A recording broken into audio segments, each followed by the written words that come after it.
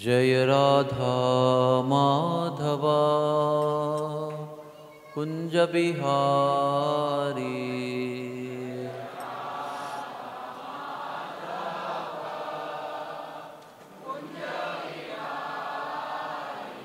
जय राधा माधवा कुंज बिहारी।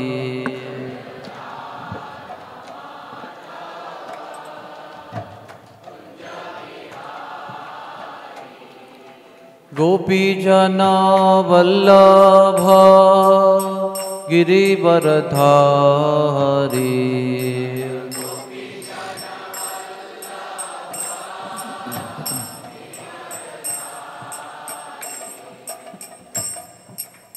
सब लोग बोलिए जय गोपी जना वल्लभा गिरिवरधारी।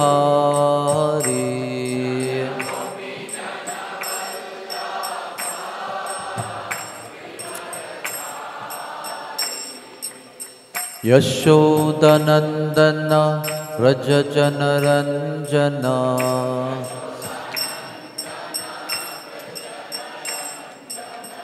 यशोदनंदन व्रज जनरंजना।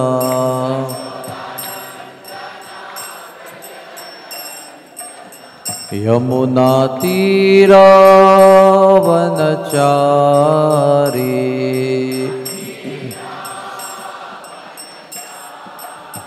यमुना तीरावनचारी।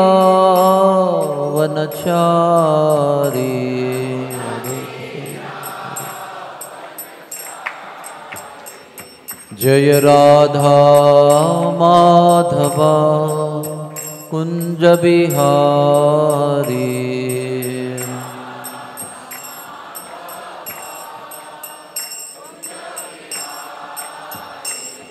जय राधा माधवा कुंज बिहारी।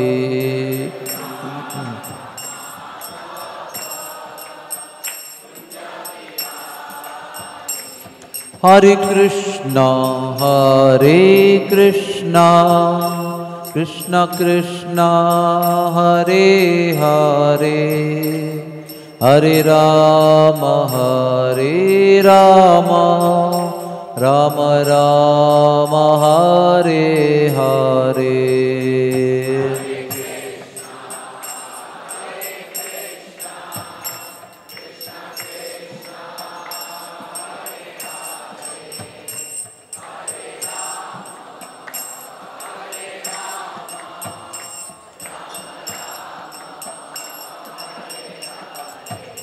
हरे कृष्णा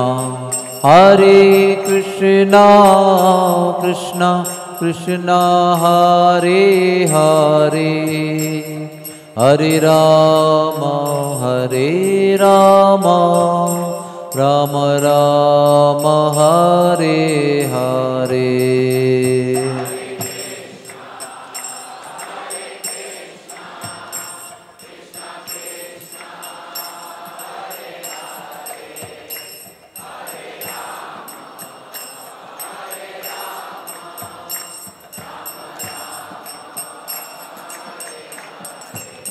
हरे कृष्णा कृष्णा कृष्णा हरे हरे, हरे राम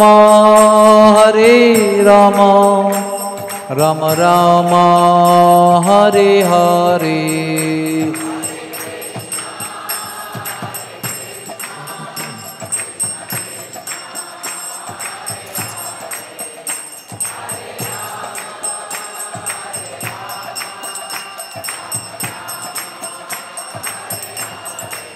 हरे कृष्णा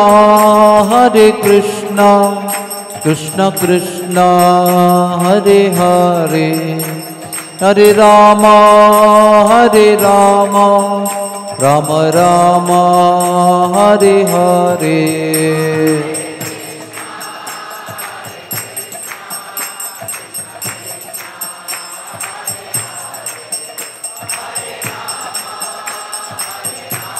राधे किशोरी।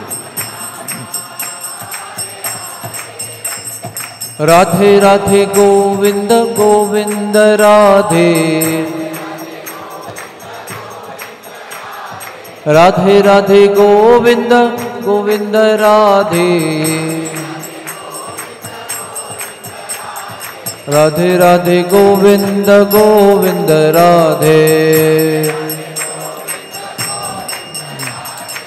राधे राधे गोविंद गोविंद राधे। सब लोग बोलो, सब लोग बोलो, राधे राधे गोविंद गोविंद राधे, राधे गोविंद राधे गोविंद, राधे गोविंद राधे गोविंद, राधे गोविंद राधे गोविंद, राधे राधे गोविंद गोविंद राधे, गोविंद राधे गोपाल राधे, गोविंद राधे गोपाल राधे, राधे राधे राधे जय जय जय श्री राधे, राधे राधे राधे जय जय जय श्री राधे, राधे राधे राधे जय जय जय श्री राधे, राधे राधे राधे जय जय जय श्री राधे। हरे कृष्णा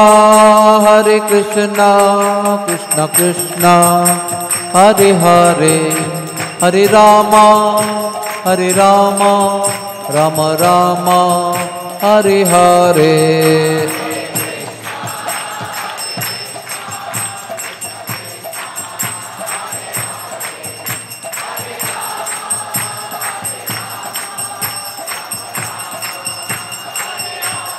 जय राधा कुंज बिहारी, राधा कुंज बिहारी राधे।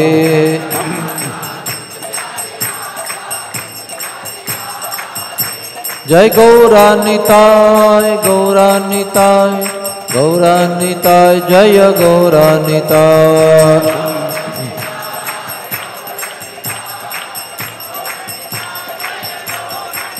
निताय गौर हरि बोल, हरि बोल, हरि बोल, हरि बोल।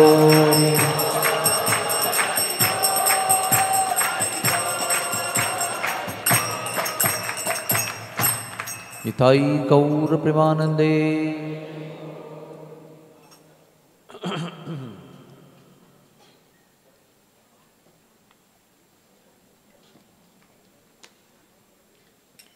श्री श्री राधा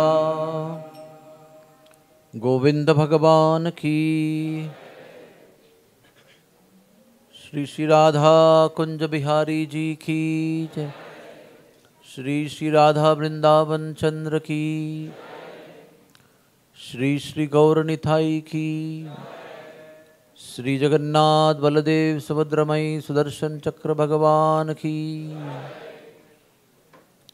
श्री श्री राधा गिरिधारी भगवान की, श्री श्री राधा गोपीनाथ जी की, श्री बरसानाथ धाम की, श्री लाडीली लाल की जय जय श्री राधे।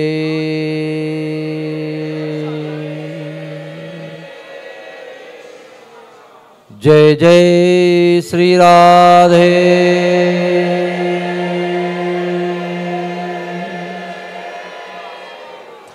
जय जय श्री राधे।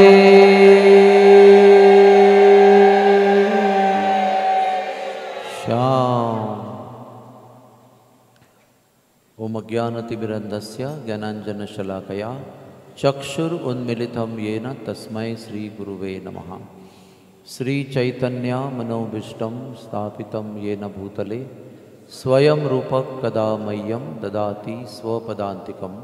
श्री कृष्ण चैतन्य प्रभु नित्यानंद श्री अद्वैत गदाधर श्रीवासदि गौर भक्त वृंद। हरे कृष्णा कृष्णा कृष्णा हरे हरे, हरे राम राम राम हरे हरे।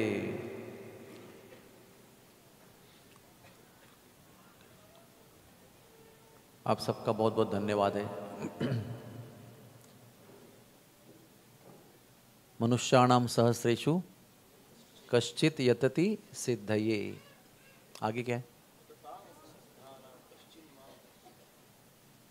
अर्थात हजारों मनुष्य में एक मनुष्य भगवान की ओर प्रवृत्त होता है। ऐसे प्रवृत्त होने वाले हजारों मानव मनुष्यों में से एक व्यक्ति भगवान की भक्ति करना आरंभ करता है, और ऐसे हजारों भक्तों के बीच में एक व्यक्ति प्रेम प्राप्त करता है। थोड़ी सी ब्रज वाली व्याख्या है इस श्लोक की। ऐसे तो शब्दशः अर्थ यह है कि ऐसे हजारों में से एक व्यक्ति सिद्ध हो जाता है। ब्रह्मांडे भ्रमिते कोनो भाग्यवान जीव, गुरु कृष्ण कृपा पाइले भक्ति लता बीज। तो ऐसे ही हम लोग सब लोग भाग्यवान हैं क्योंकि जितने लोग जन्माष्टमी को आते हैं उससे 1000वां हिस्सा भी राधाष्टमी में नहीं आते। विश्व की बात कर रहा हूँ, आप सब लोग तो सब में आते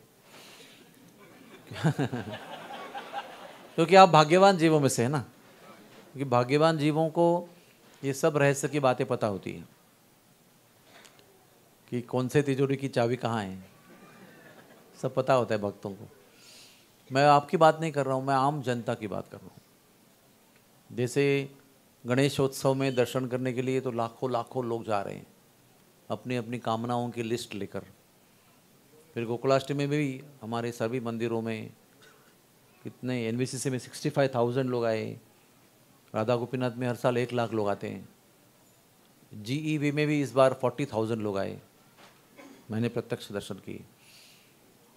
तो जनसंख्या तो बढ़ रही है भगवान के विषय में रुचि लेने वालों की, फिर भी उसमें भी वो भाग्यवान, अति भाग्यवान, अति भाग्यवान जो राधा रानी के उत्सव में पहुंचते हैं वो अति भाग्यवान होते हैं। वो राधा रानी की कृपा में सम्मिलित होते हैं, अति भाग्यवान होते हैं। ऐसे ही मैंने कल शाम को कथा बताई थी, पापी से पापी एक स्त्री थी, वो ऐसे ही पश्चाताप हुआ उसको एक दिन, तो मंदिर आ गई। तो मंदिर में उस दिन राधाष्टमी का दिन था। जैसे ही आई वैसे बोध प्राप्त हुआ, संतों का संग प्राप्त हुआ, राधा रानी के अभिषेक की सेवा प्राप्त हुई, श्रृंगार की सेवा प्राप्त हुई, कथा की सेवा श्रवण का भाग्य प्राप्त हुआ, प्रसाद ग्रहण करने का, चरणामृत लेने का भाग्य प्राप्त हुआ, अनायास से उपवास भी हुआ। तो ये सब करने से जैसे ही बाहर निकली सांप का दंश हो गया, मृत्यु हो गई।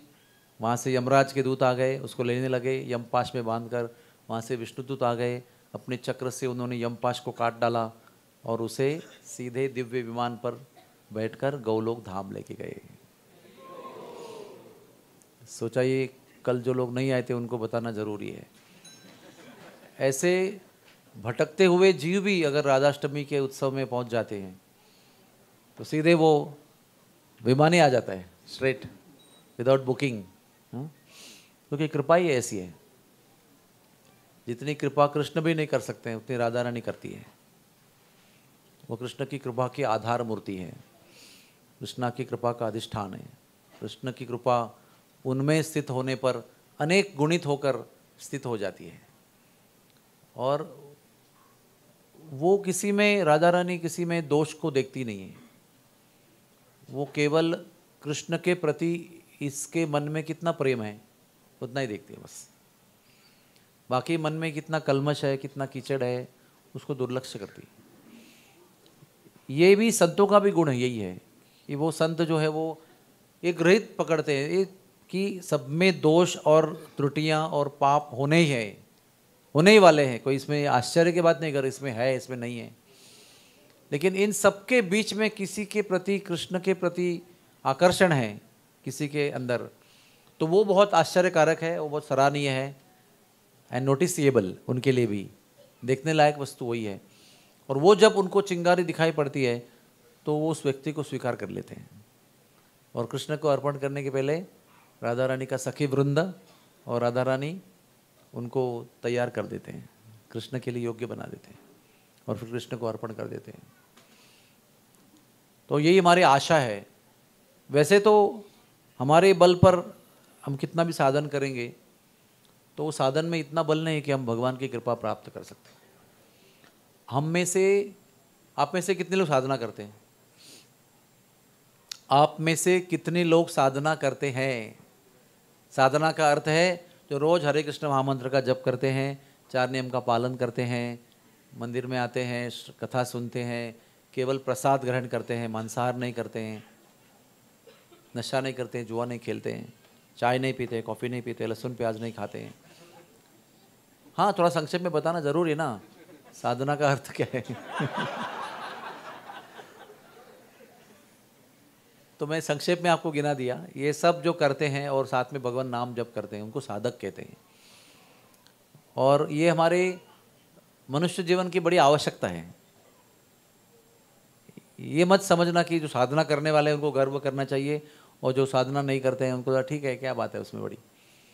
नहीं, साधना करना हम सबका एक जीवन का आवश्यक अंग है, बहुत बड़ी आवश्यकता है। नहीं करने वालों को गिल्ट लगना चाहिए, मन में दोषी भाव जागना चाहिए, क्योंकि मनुष्य जीवन में ही साधना हो सकती है। कुत्ते, बिल्ली, जानवर, गधा, गाय, बैल साधना नहीं कर सकते हैं। पंछी, मछली साधना नहीं कर सकते, मनुष्य ही साधना कर सकता है। और मनुष्य साधना करने की सुविधा उसको क्यों दी गई है? क्योंकि मनुष्य जीवन में ही वो यंत्र हमें दिया है। वो ये यंत्र जो मनुष्य जीवन का है, ये बुद्धि, सार असार बुद्धि, सद असद विवेक बुद्धि जो दी गई है, वो केवल उनको जानने के लिए और उनको पाने के लिए दी है। वो वे कौन है? भगवान। अन्यथा हमें इतनी बुद्धि और इतनी सुविधा देने की कोई आवश्यकता नहीं है।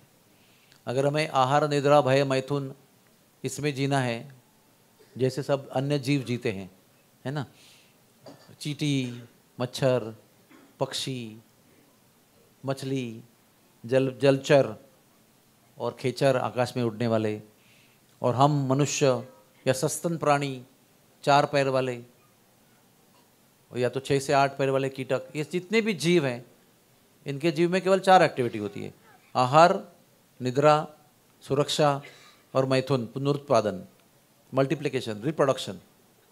अपने के लिए सुरक्षा करना, सो जाना और भोजन करना। आहार, निद्रा, भय, मैथुनम च। और हम भी यही करते हैं। और हमें भी अगर यही करना है तो मनुष्य की बुद्धि की आवश्यकता नहीं है। चींटी की बुद्धि जो 1 मिलीग्राम का ब्रेन होता है उसका, 1 मिलीग्राम, इतना शरीर ही है कोई 2 ग्राम का है, तो उसमें ब्रेन कितना होगा?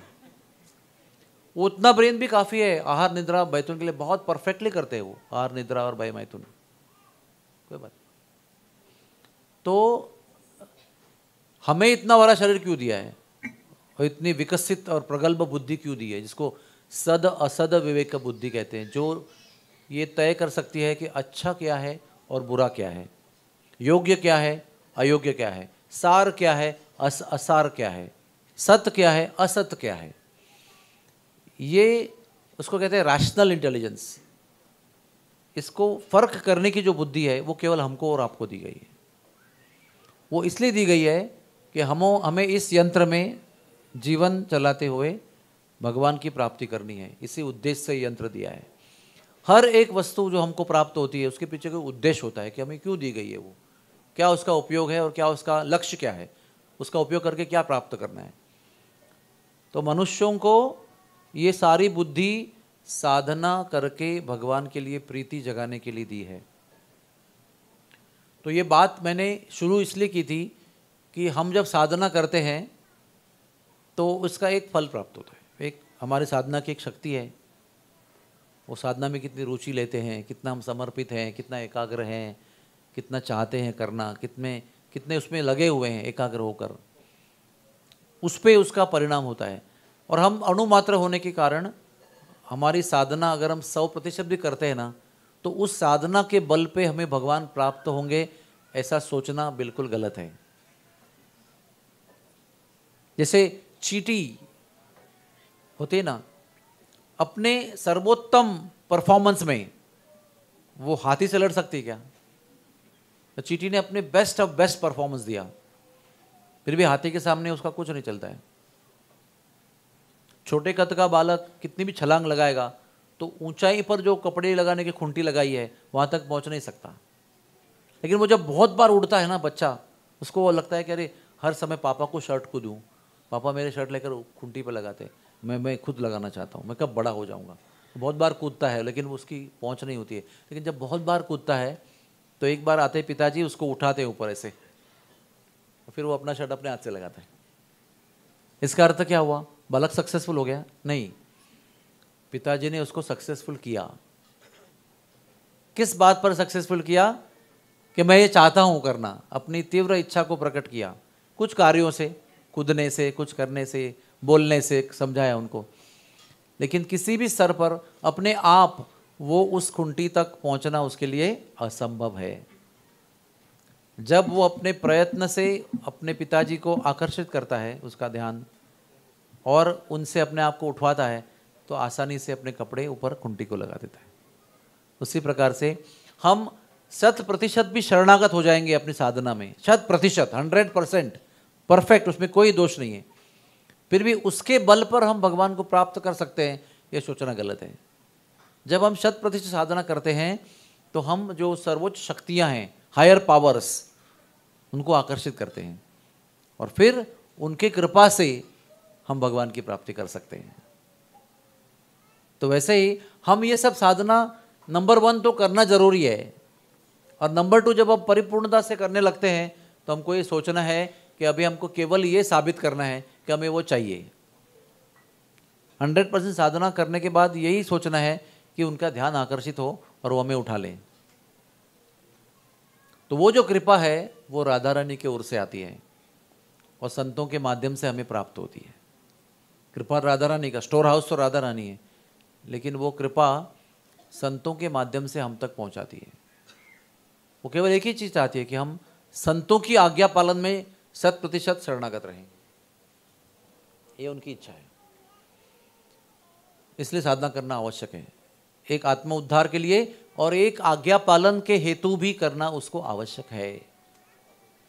और इस सारी साधना करने का बल भी राधा रानी की ओर से आता है, वही उसका उगम है।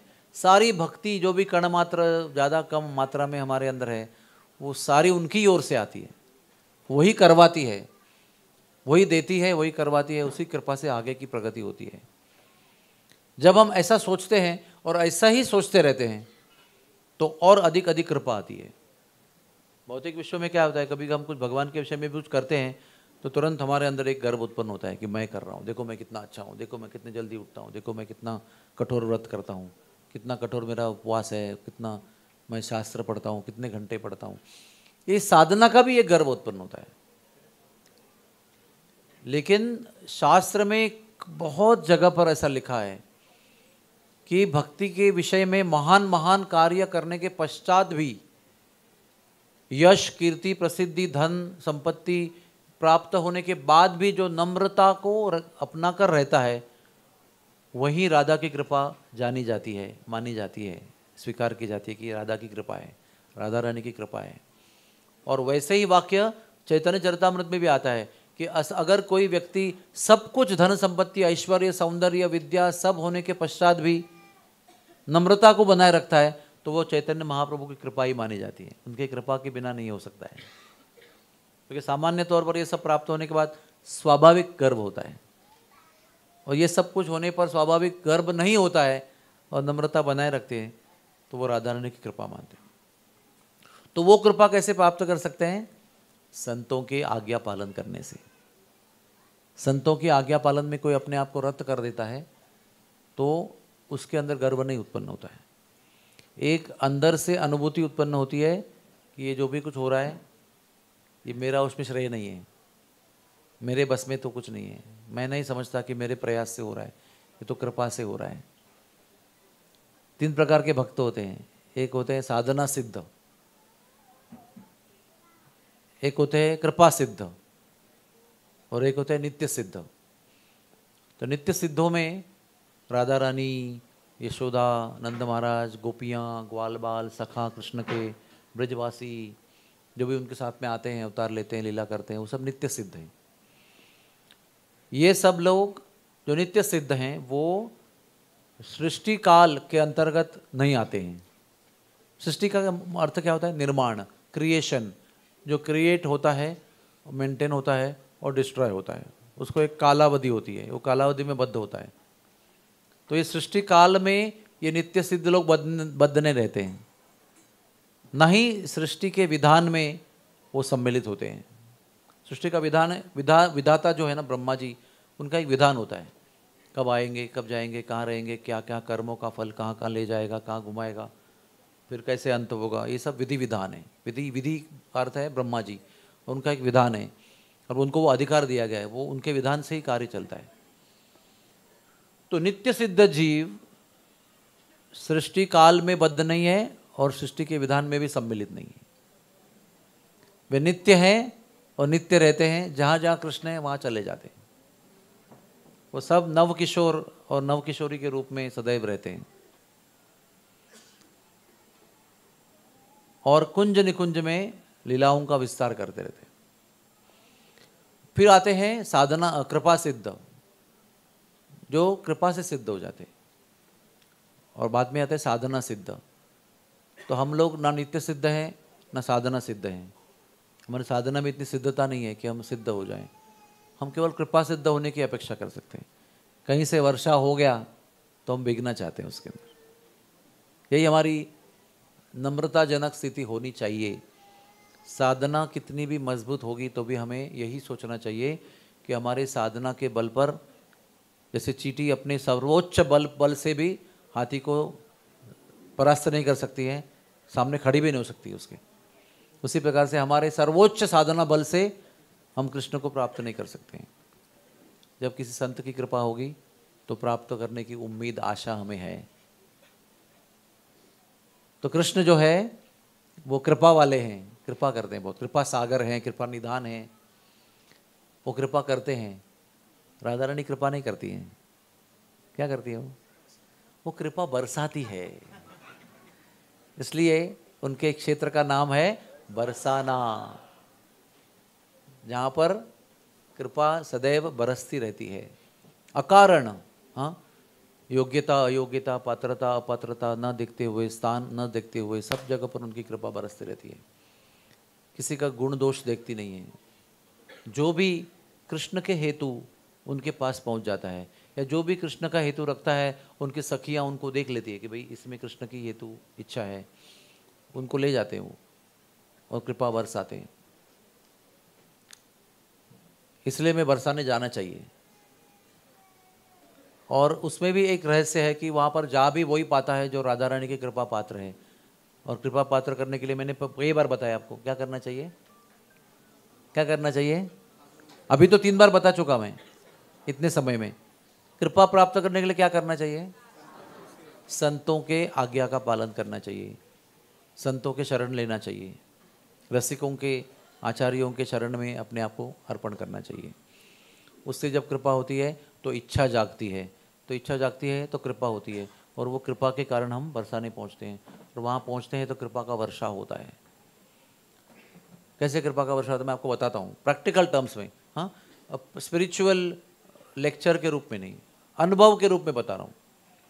हमारे बरसाना आई कैंप में हम लोग 92 से उधर आई कैंप लगा रहे हैं, और वो केवल ब्रजवासियों के नेत्र को दृष्टि देने का एक ही प्रकल्प नहीं है, वो भी एक शुरुआत है उसका, यानी पर्पज़ है उसका कि हम उसको, लेकिन वो ऐसा प्रकल्प है कि जिसमें भक्तों को बनाया जाता है। जो लोग समाज सेवा के भाव से आते हैं वो भक्त बन के चले जाते हैं। गौरांग प्रभु के द्वारा जितने सारे विद्यार्थियों को प्रचार करते हैं, वो 2-2 माला करने वाले वहाँ पर वो भेजते हैं उनको, जाओ जाओ बरसाना आके हमें सेवा करके आओ। एक हफ्ते में वो 2 माला वाले 16 माला हो जाते हैं। Literally I am telling you. हाँ, वो भूमि जो है ना, वो इसमें इतनी शक्ति है, इतनी आध्यात्मिकता है, इतनी दिव्यता है कि वहां पर पहुंचने पर ही एक संचार होता है शक्ति का। जैसे भक्ति वेदांत अस्पताल में बहुत सारे कर्मचारी काम करते हैं, उनको बहुत सारा वो सुपरवाइज़र होता है, सुपरवाइज़र के ऊपर एक सुपरवाइज़र होता है, उसके ऊपर असिस्टेंट मैनेजर होता है, उसके ऊपर मैनेजर होता है। वो क्यों होते हैं सब? वो अपने नीचे वाले के ऊपर देखभाल करने के लिए होते हैं। देखभाल यानी सुपरविजन करने के लिए, कर रहा है कि नहीं काम अपना। तो ये व्यक्ति काम कर रहा है कि उसके लिए एक और सुपरवाइज़र अपना काम कर रहा है कि नहीं, उसके ऊपर एक असिस्टेंट मैनेजर अपना काम कर रहा है देखने के लिए मैनेजर, और उसके ऊपर डायरेक्टर। ये सब लोग केवल एक दूसरे के ऊपर नजर रखते हैं, कर रहे हैं कि नहीं कर रहे हैं। संक्षेप में अपने आप कोई काम नहीं करता है, सबको धक्का मारना पड़ता है, डर देना पड़ता है, पनिशमेंट का डर देना पड़ता है, या आपका CL PL काट देंगे ऐसा बताना पड़ता है, या तो धमकाना पड़ता है, निकाल देंगे आपको अगर आपका टारगेट नहीं हुआ।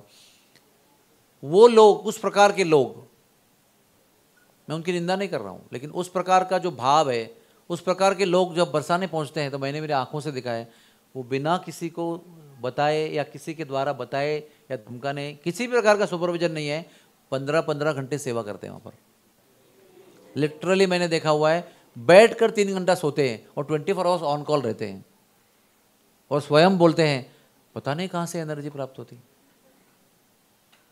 और फिर बंबई आने के बाद वही हाल है उनका। जगह का प्रभाव होता है बहुत, किस जगह पर आप बैठे हो। हाँ, सब लोग काम कर रहे हैं बढ़िया से, आपको भी काम करने की प्रेरणा प्राप्त होती है। सब लोग आलसी हैं, कामचोर हैं, तो आप भी अच्छे होने पर भी कामचोर बन जाते हैं। लेकिन बरसाने में वो सब लोगों ने अपने मुख से बताया है, यहाँ पर ऐसी एनर्जी है कि यहाँ आते ही वो ऐसा सेवा करने का भाव निर्माण होता है। दिन रात सेवा करने पर भी आदमी थकता नहीं है, कुछ घंटे, चंद घंटे बिस्तर पर लेटने से फ्रेश होकर ऊपर उठता है, फिर भागता है, पहाड़ चढ़कर मंगल आरती जाता है, फिर आकर अपनी सेवा में रुजू हो जाता है। क्या कहें आपको, उतनी ठंड होती है ना बरसाने में, आप कितना भी चिल्ले का समय छोड़कर कैंप लगाएंगे फिर भी उसमें एक वर्षा हो जाती है। जब वर्षा होती है तो बहुत ठंड हो जाती है, इतनी ठंड होती है उसमें ना, कभी कभी पानी गर्म भी नहीं होता है, बड़ा चूल्हा लगाएंगे गर्म भी नहीं होता है, तो कभी कभी 12 बजे ही चूल्हा चालू कर देते हैं बड़े भगोने में। हाँ, क्योंकि सुबह का चालू करेंगे तो 2 घंटे तक गर्म ही नहीं होगा, वो फिर काम पे कब लाएंगे लोग। तो 12 बजे चालू करते हैं, फिर बंद कर देते हैं उसको, गुनगुना पानी 3 बजे वापस ऑन कर देते हैं, फिर भी वो कभी कभी गर्म नहीं होता है। उतने में सब लोग बाल्टी उठा कर स्नान करते हैं, उसमें आधा गर्म आधा ठंडा आधा गुनगुना ऐसा करके आधी बाल्टी मिलती है। फिर भी आपको बताऊं, बर्फीली ठंड में 5 बजे ड्यूटी पर रिपोर्ट करते हैं लोग। उनका घर भी, रहने का घर भी 10 मिनट का अंधेरे में दूर से आना पड़ता है, रास्ते में बहुत कड़क ठंडी है, सारा डबल सॉक्स पहन के, मोजा पहन के, कैप पहन के आना पड़ता है। फिर भी अर्ली मॉर्निंग 5 o'clock सब लोग रिपोर्ट करते हैं। 12 घंटे की ड्यूटी देते हैं, 5 से 5, और शाम को 5 को दूसरी टीम आती है, और शाम से लेकर अलग मॉर्निंग में 5 बजे तक काम करते हैं। और वो स्वयं बताते हैं कि यहाँ पर काम करने में इतना आनंद आता है, इसलिए बरसाने जाना चाहिए। और ऐसे ही अनुभूति से जो नौसिखिया भक्त हैं वो पक्के भक्त बन जाते हैं। क्योंकि कैसा है ना, वो अनुभूति ऐसा एक विषय है कि जिसको अनुभूति हो गई है उसको प्रचार ज़्यादा करने की आवश्यकता नहीं है, बहुत प्रवचन सुनने की आवश्यकता नहीं। One was experienced. अगर मैंने मीठा दूध आपको दे दिया, आपने उसको पिया, तो उसके बारे में प्रवचन देने की जरूरत नहीं है, मुझे क्या लगा। जो पिया वो समझ गया, तो दोबारा बताने की जरूरत नहीं। पीने के पहले बताना जरूरी है, पियो पियो पियो। एक बार पी लिया तो फिर बाद में अनुभूति हो गई, फिर no need to tell anything. वैसे बरसाने धाम का वास का अनुभव है। और ये तो केवल वहाँ पर जो जाते हैं कुछ समय के लिए, कुछ समय रहते हैं ना, 7 दिन। कुछ भाग्यवान जीव पूरा beginning to end of camp तक रहते हैं, पूरी व्यवस्था में रहते हैं। उनके लिए कोई वो नहीं है, क्या पर्याय होता ना, वो काउंटर पार्ट नहीं है उनका, वही है। वही 12 दिन किचन संभालते हैं, बिजली संभालते हैं, वाटर सप्लाई संभालते हैं। कुछ लोग वही काम करते हैं, कुछ ट्रांसपोर्ट संभालते हैं। वो बदली नहीं हो सकते क्योंकि वो बहुत बड़ा डीप काम है। वो भी नहीं थकते हैं। और कैंप समाप्त होने पर उन्हें बड़ा दुख होता है, अरे वो अभी तो उत्सव समाप्त हो गया। वो कैंप और वो बोझ नहीं मानते उसको, वो उत्सव मानते हैं। एक उत्सव ही होता है पूरा, सब भक्त एकत्र होते हैं, हर शाम को कथा होती है, और हर सवेरे प्रार्थना होती है। रोज़ सवेरे लोग मंगला जाते हैं, राधा रानी का दर्शन करके काम पे आते हैं। ब्रजवासियों की दिन रात सेवा करते हैं। किसी का मुंह धोते हैं, किसी का कुल्ला करवाते हैं, किसी के बाल बनाते हैं, किसी को स्नान कराते हैं, किसी को दवाई देते हैं, किसी को रात को टॉयलेट लेके जाते हैं, किसी को भोजन खिलाते हैं, दवाई खिलाते हैं। हर प्रकार की सेवा, एनीथिंग। रोटी परोसते हैं, रोटी बनाते हैं, रोटी परोसते हैं। मिनियल टू स्पेशलाइज्ड, सब प्रकार का काम वहाँ पर होता है। 400 लोग वहाँ पर सेवा करते हैं और सब लोग 400 लोगों का वहाँ पर एक गुंजाइश है, लेकिन 700-800 लोग अप्लाई करते हैं, कभी कभी 1000 लोग अप्लाई करते हैं। ज़्यादा लोगों को ना बोलना पड़ता है और कुछ लोगों को हाँ बोलना पड़ता है। बहुत बड़ा तकलीफ वाला काम है वो। तो 12-12 घंटे काम करते हैं, हम उनको पगार नहीं देते हैं, केवल रोटी खिलाते हैं बस। फिर भी इतना सब्सक्रिप्शन होता है उसमें। अभी राधाष्टमी, आज हमारा आई कैम्प का फॉर्म खुल गया। हाँ, 4 फरवरी को कैंप शुरू होगा और एक हफ्ता एक बैच, उसके बाद दूसरा हफ्ता दूसरी बैच। तो अभी वो फॉर्म भरेंगे ऑनलाइन, तो इतने धुआंधार फॉर्म भरेंगे कि उनको मना करते करते हमें नाक में दम आएगा। क्यों? क्योंकि जो आकर अनुभव करके गया है वो बार बार आना चाहता है। वो अपनी वार्षिक साधना के रूप में, हरे कृष्णा, पीछे शोर मत करना, वो बरसाना कैंप में आकर जो सेवा करते हैं उसको वार्षिक साधना के रूप में सम्मिलित करना चाहते हैं। They want to include Barsana eye camp in their annual sadhana. जैसे हम वर्ष में एक बार यात्रा करते हैं ना, तो वो हमारी एनुअल साधना है। एक बार साल में सब कुछ छोड़ के यात्रा जाना ही है, भगवत धाम, यानी भगवान के धाम में जाना है। वैसे ही बहुत सारे भक्त हैं जो पिछले 30-31 साल से हर साल अपनी निश्चित सेवा देने के लिए वहाँ पर आते हैं, और वो सोचते हैं कि ये साल में एक बार सेवा करने से साल भर तक आध्यात्मिक कृपा पुष्टि प्राप्त होती है। और वह कल भी बता रहा था कि हम तो जाते आते रहते हैं, 15 दिन की बात है, लेकिन जो लोग वहीं पर रहकर सेवा करते हैं उनको भी बहुत विचित्र अनुभव आते हैं, दिव्य अनुभव आते हैं। जो 7 दिन 15 दिन को जाते हैं उनको आनंद ही आनंद, आनंद विभोर होने का अनुभव आता है, और उससे प्रेरित होकर जो सोचते हैं कि अभी हमको ना वहीं पर शिफ्ट होना चाहिए। ऐसे भी बहुत लोग हैं जो वहाँ पर ही शिफ्ट हो चुके हैं, लेकिन जो वहाँ पर शिफ्ट हो जाते हैं फिर उनके जिंदगी में तरह तरह के परीक्षाएं, कसौटियाँ, चुनौतियाँ होते रहते हैं, और वो उन चुनौतियों को, कष्टों को, परीक्षाओं को सहन करते हैं, और बड़ी विकट समस्या होती है। जैसे एक माताजी एक डॉक्टर की पत्नी के रूप में गई थी। अभी कितने लोग फिसलते हैं, फिसलना कोई बड़ी बात नहीं है, स्लिप ऑफ समटाइम्स। वो पहली बार फिसली तो उसका पैर में इतना बड़ा लिगामेंट टेयर हो गया, 6 महीने वो क्रेप बैंडेज में रही, वो ठीक हो गई। फिर वो वापस फिसली, दूसरा लिगामेंट टेयर हो गया, फिर 6 महीने पर प्लास्टर में रही, फिर तीसरी बार भी ऐसा हो गया। Which is simple thing in Mumbai, 8 days में यू गेट वेल। लेकिन यहाँ पर वही चीज़ ऐसे लंबे लंबे चलती है। वो ना परीक्षा होती है आपकी, कितने आप गहराई में यहाँ पर आए हो, ऊपर ऊपर से मजा करने के लिए आए हो कि यहाँ पर वास्तविक में निवास करने आए हो, उसकी परीक्षा होती है।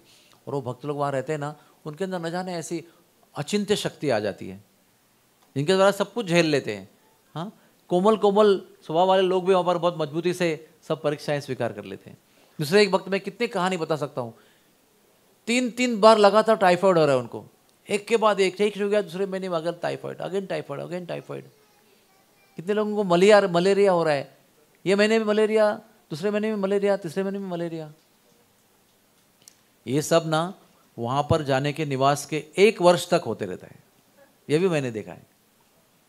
पहले वर्ष में ऐसा रगड़ते जाते हैं सब लोगों को, उसमें जो टिक जाएगा ना, उसके बाद में कोई भी ताकत नहीं है जो उनको वहाँ से हिला सके।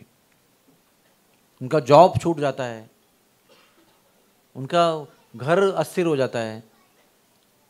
कितने लोग, अभी देखा ना आपने, बाढ़ आई थी जमुना जी में, कितने सैकड़ों लोग बेघर हो गए उसके अंदर, लेकिन उसमें से कोई भी व्रत छोड़ के नहीं गया। Please understand, very significant. हम जैसे घर में कोई पुणे में बाढ़ आ गई तो मुंबई चले जाएंगे, मुंबई बाढ़ आ गई तो पुणे आ जाएंगे, we just leave, we don't have any attachment to that place. मगर ब्रज में अगर कोई व्यक्ति एक बार बसने के लिए गया ना, तो राधा रानी ही उनको बसाती है। वो चाहे कितना कष्ट हो, वहाँ से निकलने का नाम नहीं लेगा वो। उसको जॉब से निकाल दो या जॉब उसका छूट जाएगा, दूसरा कुछ साधन ढूंढ लेगा वो, लेकिन रहेगा उधर ही। यही हाल मायापुर नवद्वीप का भी है, जहाँ पहले जाओगे वहीं चिपक जाओगे। तो ये तो वो स्थिति हो गई जो बाहर से जाकर वहाँ बस रहे हैं, है ना। फिर भी वो बाहर के हैं, ब्रजवासी नहीं है, लेकिन ब्रजवास कर रहे हैं। अभी आप सोचिए, जो जन्म वहाँ लेते हैं उनके अंदर इतनी प्रचंड सहन शक्ति होती है, आप अंदाज नहीं लगा सकते। उनको इतने भयंकर प्रकार के कष्ट होते हैं, पूरे जीवन में चलते रहते हैं। हाँ?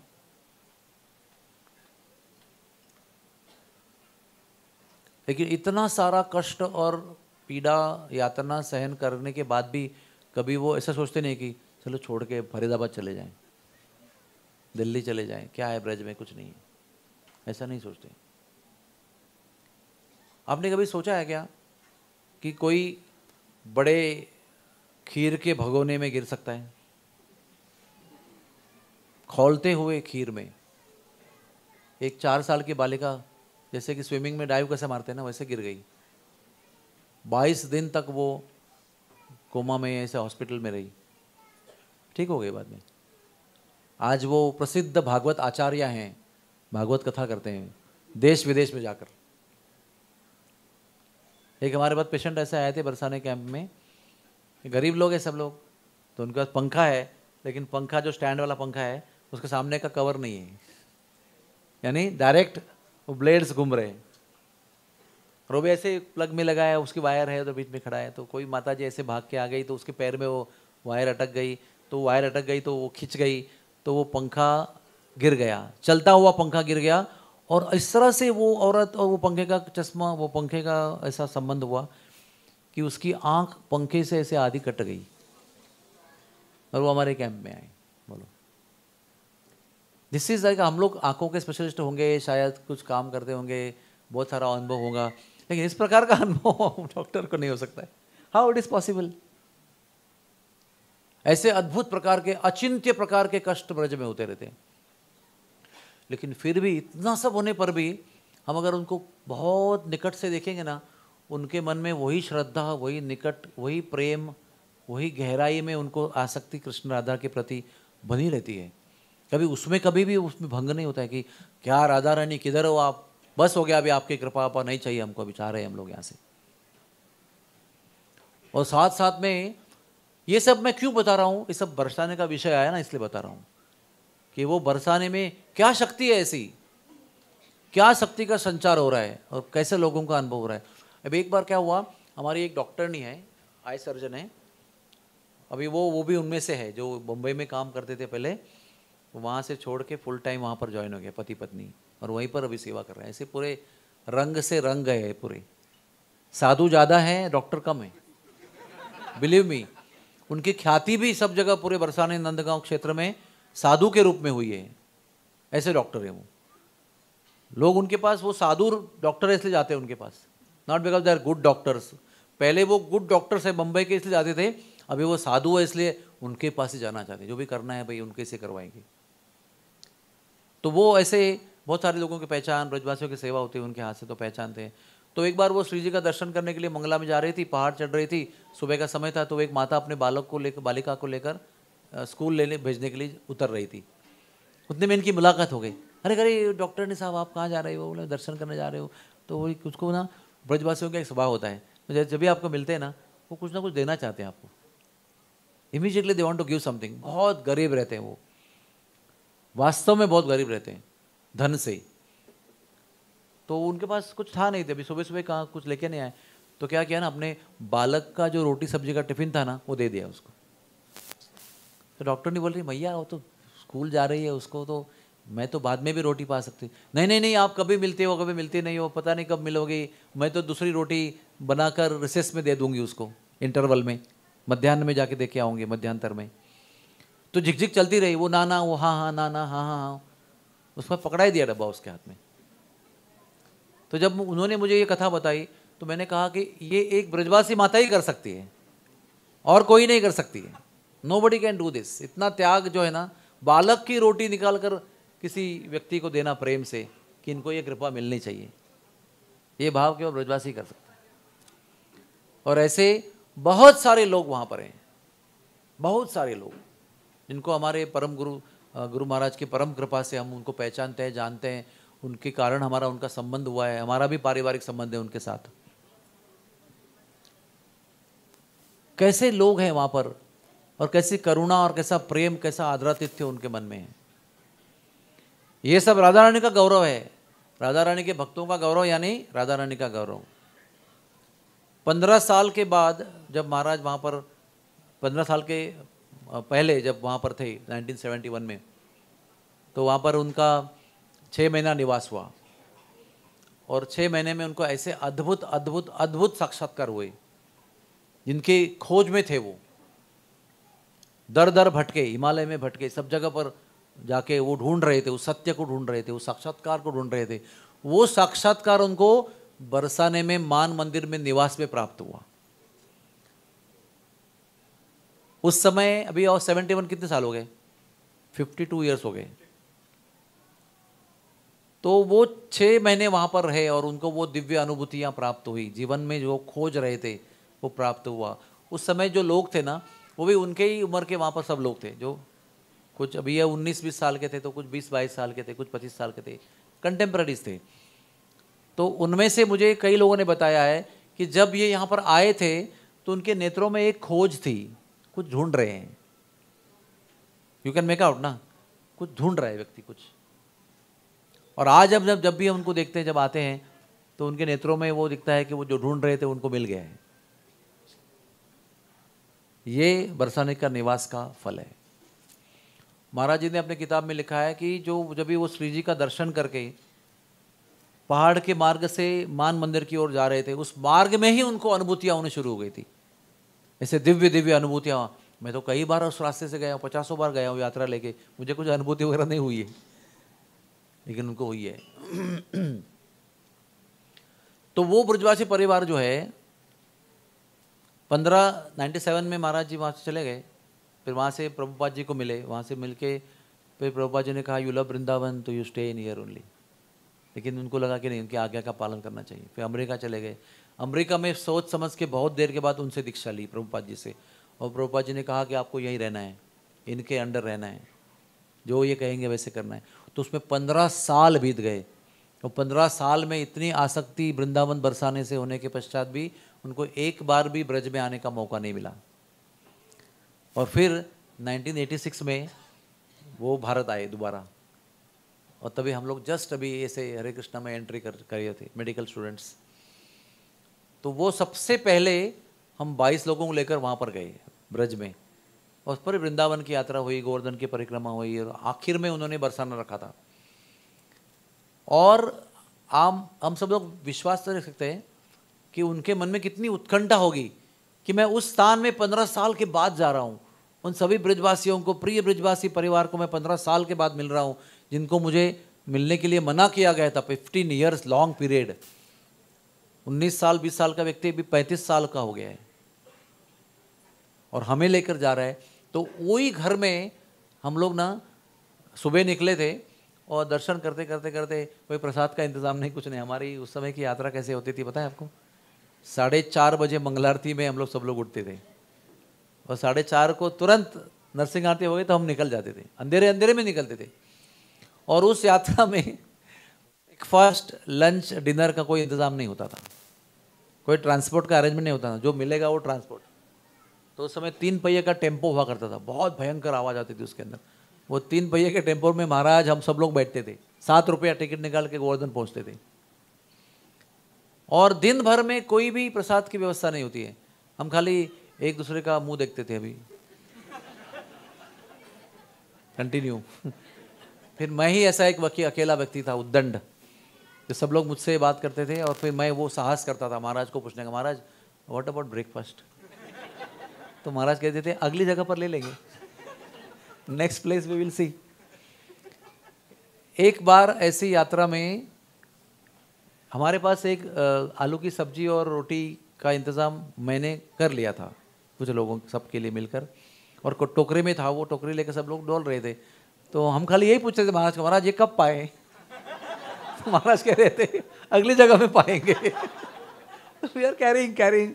और ब्रज में कैसा होता है ना, वो दिन में सुबह आप जब जाएंगे यात्रा में, कार्तिक में या किसी भी महीने में, फरवरी में जाएंगे, सुबह बहुत ठंड होती है, फिर दिन में ना 35 डिग्री और कड़क ड्राई हॉट वेदर होता है, सनी, और फिर रात को 4 बज गए, फिर संध्या हो गई तो ठंड लगना शुरू होता है, फिर वापस स्वेटर पहनना पड़ता है। ऐसे ही बहुत, मैं भी कथा करता हूँ ना यात्रा में, पहली कथा डबल स्वेटर, सेकंड कथा एक स्वेटर, तीसरी कथा दिन में जब कपड़े उतार सब जो खाली यही धोती को था, फिर चौथी कथा जो है वो वापस वन लेयर, और लास्ट कथा जो है वापस डबल, जो सुबह पहना था वो डुप्लीकेट। इस प्रकार से कथा करते थे।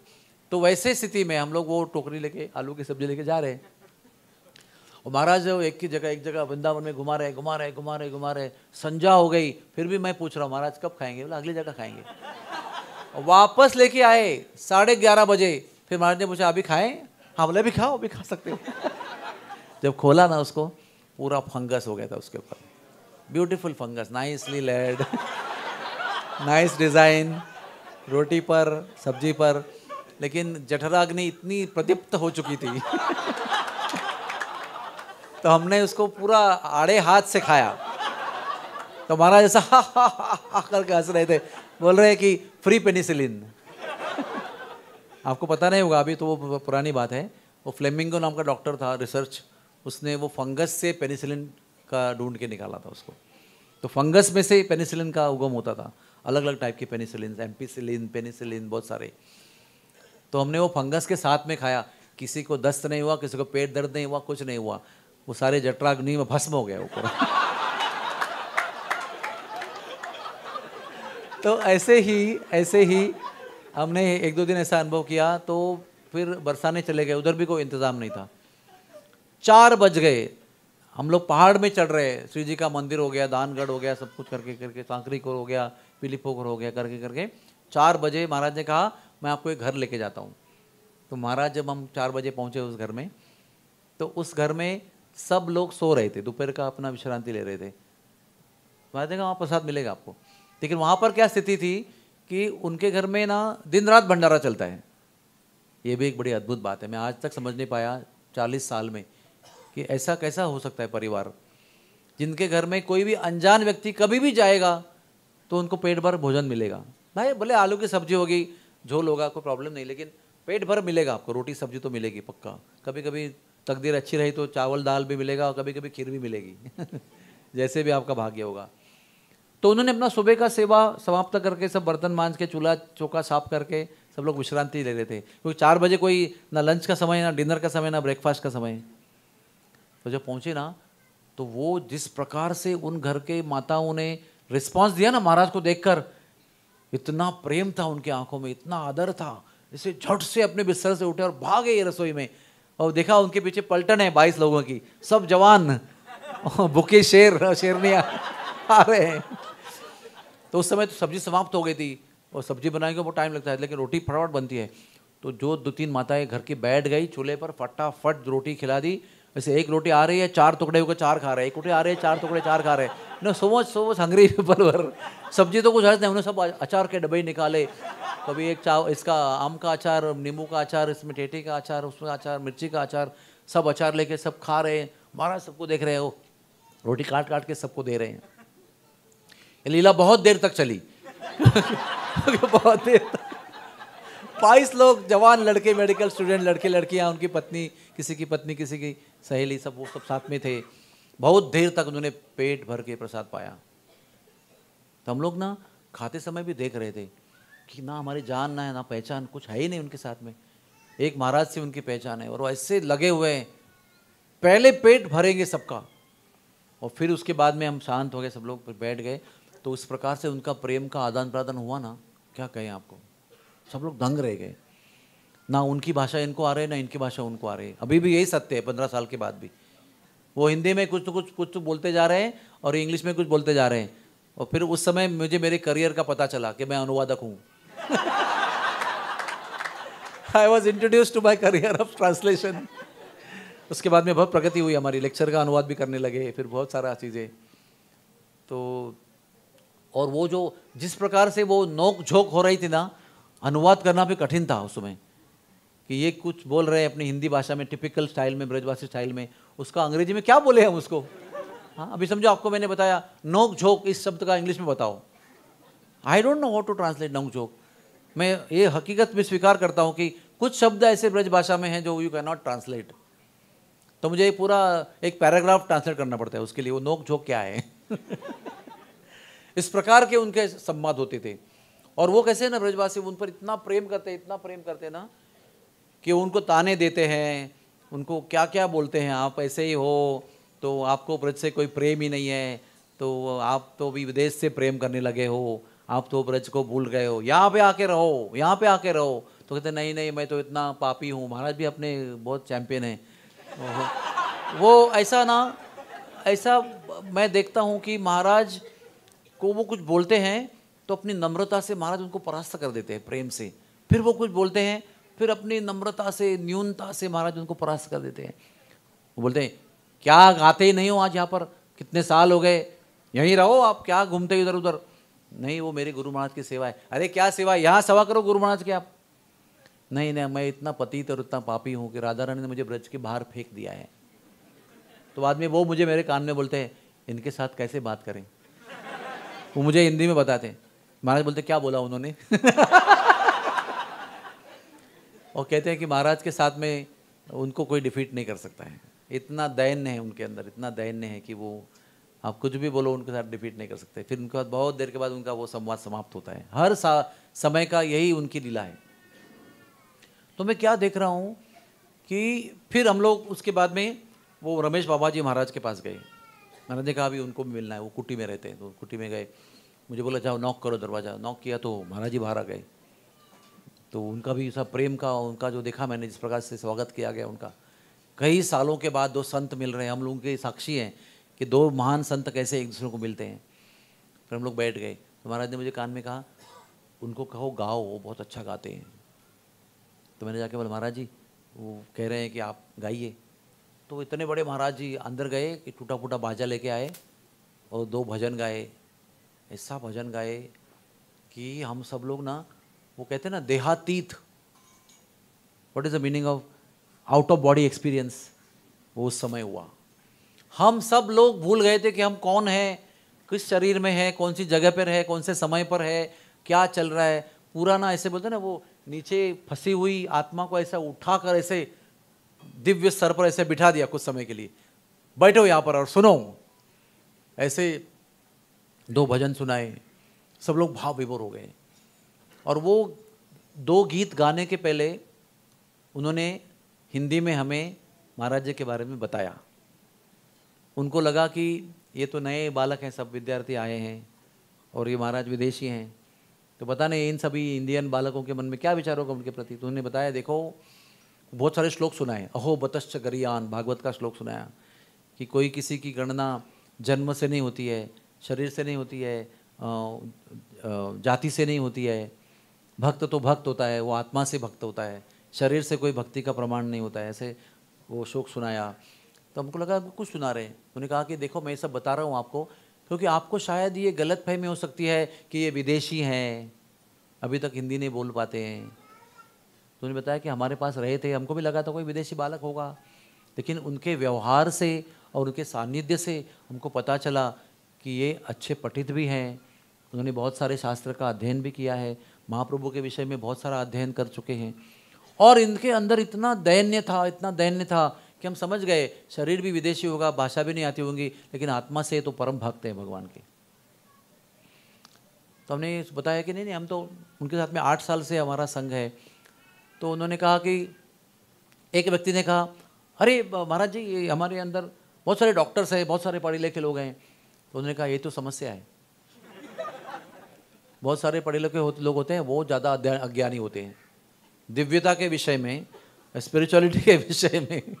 पढ़े लिखे लोग ज़्यादा अज्ञानी होते हैं। और दुर्भाग्य है कि पढ़े लिखे लोग अपने आप को बहुत भाग्यवान समझते हैं, यानी बहुत ज़्यादा नॉलेजेबल समझते हैं, लेकिन वो सबसे बड़े दुर्भागी अज्ञानी होते हैं। तो उन्होंने कहा हमने आपको बताया क्योंकि आपको ये अलग ऐसे गलतफहमी ना हो कि विदेशी हैं तो इनको कुछ पता नहीं होगा और आप अनादर कर बैठेंगे। इनका संग मत छोड़ना, आप इनके संग में बने रहना, इन्हीं के संग में आपको कृष्ण की प्राप्ति होगी। ये प्रस्तावना दिया उन्होंने पूरा, और फिर अपना भजन गाना शुरू कर दिया। तो तो हम देख रहे थे कि वो हमारे गुरुजी की तो गौरव कर रहे हैं, हमको आनंद ही आएगा, लेकिन उनकी महानता का इसमें प्रमाण मिल रहा था कि वो तो ब्रजवासी है, जन्म से कर्म से ज्ञान से हर तरह से भाग्यवान जीव है, वो राधा की कृपा प्राप्त जीव हैं, राधा का धाम का निवास प्राप्त है उनको, लेकिन वो लोग एक विदेशी व्यक्ति के विषय में भी ऐसे विचार रख सकते हैं, ये उनकी विचारधारा जो है वो बहुत सराहनीय है। What is admirable is that conscious, otherwise generally अगर आपका जन्म बहुत श्रेष्ठ है, आपका राधा रानी का धाम का जन्म है, तो वैसे ये गर्व होता है कि अरे तो आप तो सब मुंबई के लोग हो, आपके माया में रहते हो, मुंबई में क्या है, यहाँ पर आ जाओ, ऐसे उनको एक रहता है। लेकिन एक विदेशी व्यक्ति के प्रति भी जो गहराई की सराहनीय भावना होती है ना, वो उनकी महानता है। जो सच्चे हृदय से राधा रानी की कृपा प्राप्त कर चुके हैं वही ऐसी चेतना को अपने पास रख सकते हैं। They only can maintain such consciousness. बाकी जीव कितना भी छलांग लगाएगा ये चेतना नहीं प्राप्त कर सकता है।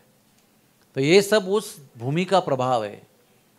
क्या है उस भूमि में इतना, क्यों इतना लोग सरचार्ज हो जाते हैं, क्यों शक्ति का संचार होता है उनके अंदर, सामान्य व्यक्ति के अंदर भी और संतों के अंदर भी? क्योंकि वहाँ पर ऐसी रज है जिस पर राधा रानी और गोपियाँ चलती हैं नंगे पैर, और वो भी उसकी पर्याप्त महिमा नहीं है। विश्व भर के जितने लोग हैं वो सब लोग श्री कृष्ण को प्राप्त करने के लिए ब्रज में आते हैं। तो द्वारका में भी प्राप्त हैं वो, लेकिन द्वारका में, जगन्नाथपुरी में, श्रीरंगम में, अयोध्या में, सब जगह पर ना उनके चरणों की धूल प्राप्त नहीं है, क्योंकि सब जगह पर वो चप्पल और मखमल पे ही चलते हैं। एक ब्रज में वो नंगे पैर घूमे हैं, इसलिए जो चरण रज की व्याख्या है वो केवल ब्रज में ही है। इसलिए सब संत, देवी देवता, देव ऋषि सब लोग वहां पर आते हैं वृंदावन में कृष्ण की चरणों की धूल प्राप्त करने के लिए। ठाकुर हमारे जो गौरकिशोर बाबा जी हैं उनकी भी कथाएं हैं। एक बार दामानल कुंड में बैठकर और कथा कर रहे थे, कथा समाप्त हो गई तो सब लोग उठे और ऐसे ऐसे ऐसे करके धूल छिपक लगे।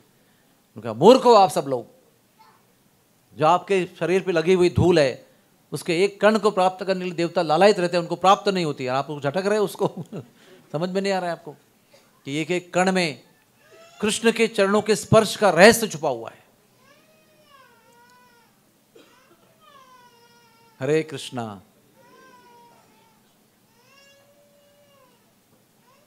हरे कृष्णा हरे कृष्णा कृष्ण कृष्ण हरे हरे, हरे राम राम राम हरे हरे।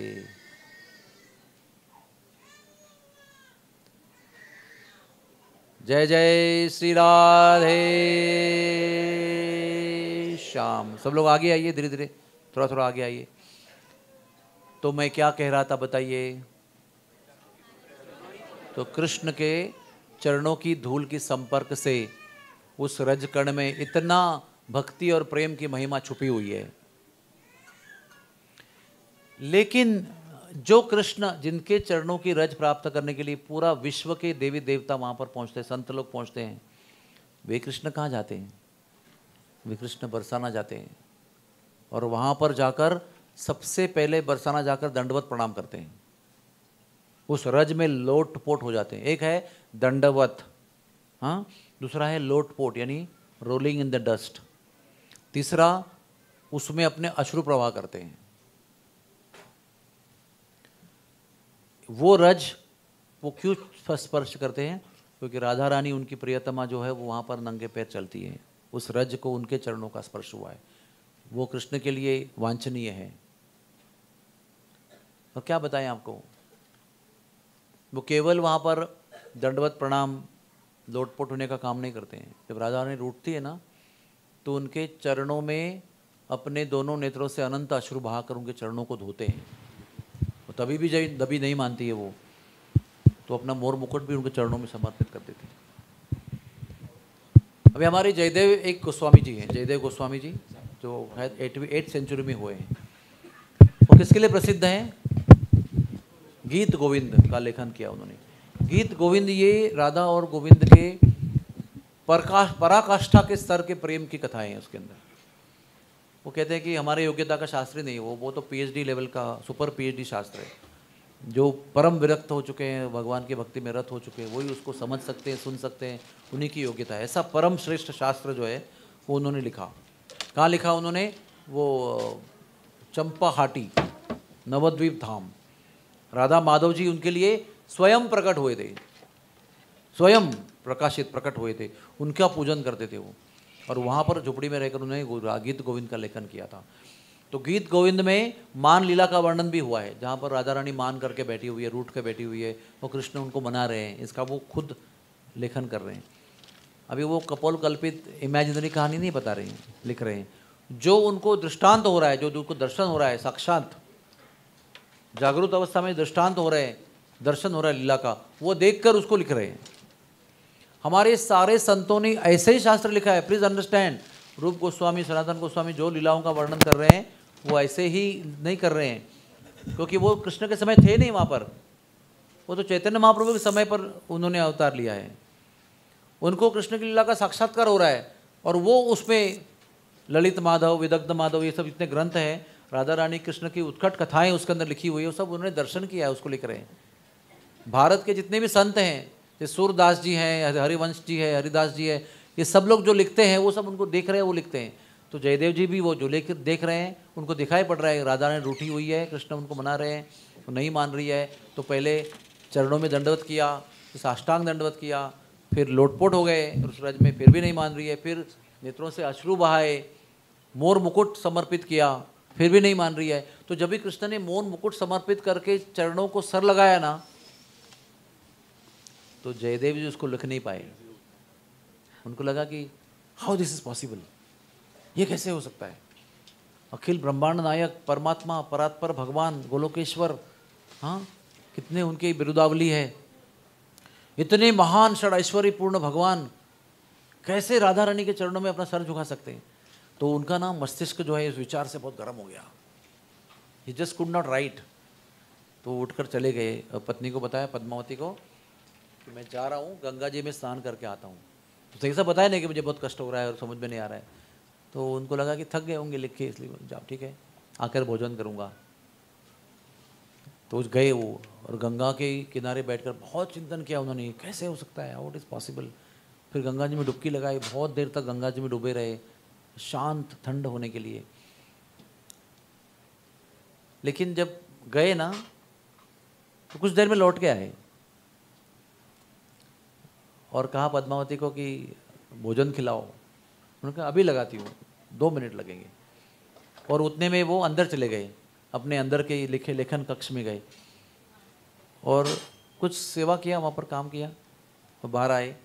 फिर पत्नी का थाली तैयार थी, अपनी थाली बड़े प्रेम से खिलाई, भोजन किया बहुत देर से, और कहे मैं अभी फिर जाके आता हूँ। वो फिर चले गए, और जब भोजन करके सब कुछ लीला करके चले गए, कुछ देर बाद फिर लौट के आए, बोले पद्मावती बहुत भूख लग रही है, भोजन लगाओ। तो पद्मावती कह रही स्वामी अभी तो आप भोजन कर रहे गए, अभी तो आए थे। बोले मैं तो कितनी देर से गंगा जी किनारे बैठा हूँ, कितनी देर से मैं डुबकी लगा रहा हूँ, अभी मुझे अच्छा लगा, फिर लौट के आया। तो पत्नी ने कहा अरे स्वामी आप आए, मैंने कहा अभी लगाती हूँ, तो आप अंदर गए और आपने कुछ लिखा, और लिख के आप बाहर आए, मैंने आपको पूरा प्रसाद पवाया, और फिर आप कहे मैं फिर जाता हूँ, फिर आता हूँ, और आप गए और फिर दोबारा आए आप। उसने कहा मैं तो नहीं आया, तूने क्या किया? मैंने अंदर जाके, तो अंदर जाके देखा तो वो जो अधूरी कविता थी वो सुंदर मोतियों जैसे अक्षरों में उसको पूर्ण किया गया था। जो उनका अक्षर नहीं है, उनका अक्षर भी बहुत सुंदर था, लेकिन उनका हस्ताक्षर के आगे जो 4 लाइनर श्लोक लिखा था वो मोतियों जैसे सुंदर चमकदार अक्षरों में लिखा गया था। और उसमें उसका अर्थ यह है कि ठाकुर जी राधा रानी के चरणों में गिड़गिड़ा रहे हैं। ये वाक्य जो लिख नहीं पा रहे थे उन्होंने लिखकर कंप्लीट किया उसको। तब जो हमारे जयदेव जी हैं उनको ये ध्यान में आया कि साक्षात माधव जी मेरा रूप लेकर आए, और जो श्लोक मैं नहीं लिख पाया उसको पूर्ण करके चले गए। बोले पद्मावती आप बड़ी भाग्यवान हो, साक्षात ठाकुर जी आपके हाथ से प्रसाद पाकर गए हैं। और दंडवत किया पत्नी को, अपने पत्नी ने भी पति को दंडवत किया, और दोनों भाव विभोर होकर अश्रु बहाने लगे। 2 बातें हुई, एक तो हमारे घर ठाकुर जी आए, और दूसरी बात हुई कि ठाकुर जी को ये बताने में संकोच नहीं है कि हाँ जरूर मैं निश्चित रूप से राधा रानी के चरणों में गिड़गिड़ाता हूँ। जो भक्त को लिखने में संकोच है, वो जिसके बारे में लिखने में संकोच है, उसको संकोच नहीं है बताने में, वो स्वयं आकर उन्होंने उस श्लोक को पूरा किया है। इतना ठाकुर जी अपने आप को भाग्यवान समझते हैं कि 8वें सदी में, 5000 साल के बाद 8वें सदी में, यानी कि हो सकता है 3-4 साल, 1000 के साल के बाद में ठाकुर जी की लीला होने के बाद 8th सेंचुरी मतलब कितना हो सकता है, मे बी 1500 ईयर्स हो सकता है, 2000 ईयर्स हो सकता है। उसके बाद भी संत को लिखने में संकोच हो रहा है, ठाकुर जी को बताने में लिखने में संकोच नहीं हो रहा है। ये उस भूमि की महिमा है। जिस भूमि में सदैव कृष्ण है ना, संभ्रमित रहते हैं, मैंने बताया ना सुबह आपको, संभ्रमित अवस्था में रहते वो, स्थिर चित्त परम बुद्धि वाले भगवान बरसाने में हमेशा ऐसे भ्रमित की अवस्था में रहते हैं। क्या करूं क्या नहीं करूं समझ में नहीं आता है मुझे, मुरली हाथ से स्खलित हो जाती है।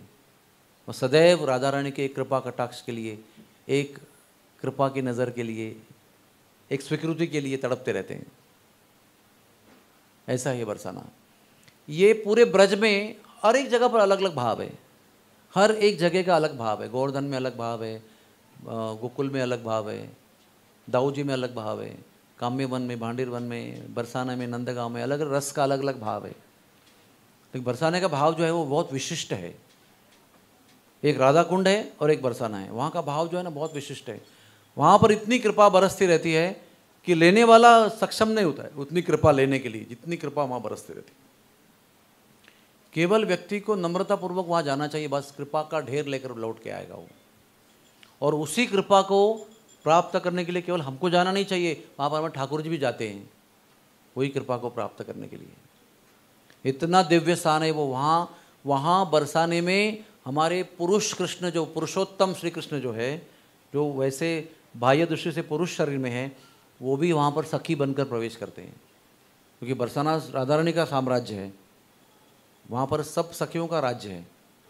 वहाँ पर उनके महल में, उनके धाम में, उनके परिग में, उनके परिधि में कोई भी व्यक्ति पुरुष नहीं प्रवेश कर सकता है। और जो भी पुरुष है उनको सखी रूप में धारण प्रवेश करना पड़ता है। तो जितनी बार लीला करने जाते हैं बरसाने में, सखी वेश धारण करने जाते हैं। तो सखी वेश का एक क्या मतितार्थ क्या है? एक तो फीमेल ड्रेस है, वो समझ सकते हैं हम, लेकिन मतितार्थ क्या है? सखी भाव का मतलब है सेवा भाव। किंकरी, सहचरी, मंजरी, असिस्टेंट, सहायिका, ये सब भाव लेकर वहाँ पर जाना होता है। क्योंकि एक ही सम्राज्ञी है वहाँ पर, बाकी सब दासियाँ हैं। और कोई भी पुरुष भी आता है तो वो दासी बनकर जाना पड़ता है। हमारे वो कृष्णदास कविराज तुलसी आरती में क्या बोलते हैं? वो तो है पुरुष ना, क्या कहते हैं? कोरो निज दासी, कोरो निज दास नहीं कहते हैं, वो ब्रज का भाव है। पुरुष भी अपने आप को उसी भाव से प्रस्तुत करता है, क्योंकि वास्तव रूप में हम कोई पुरुष नहीं है। जो स्त्रियां वे हैं, जो पुरुष है, वो सब स्त्री है।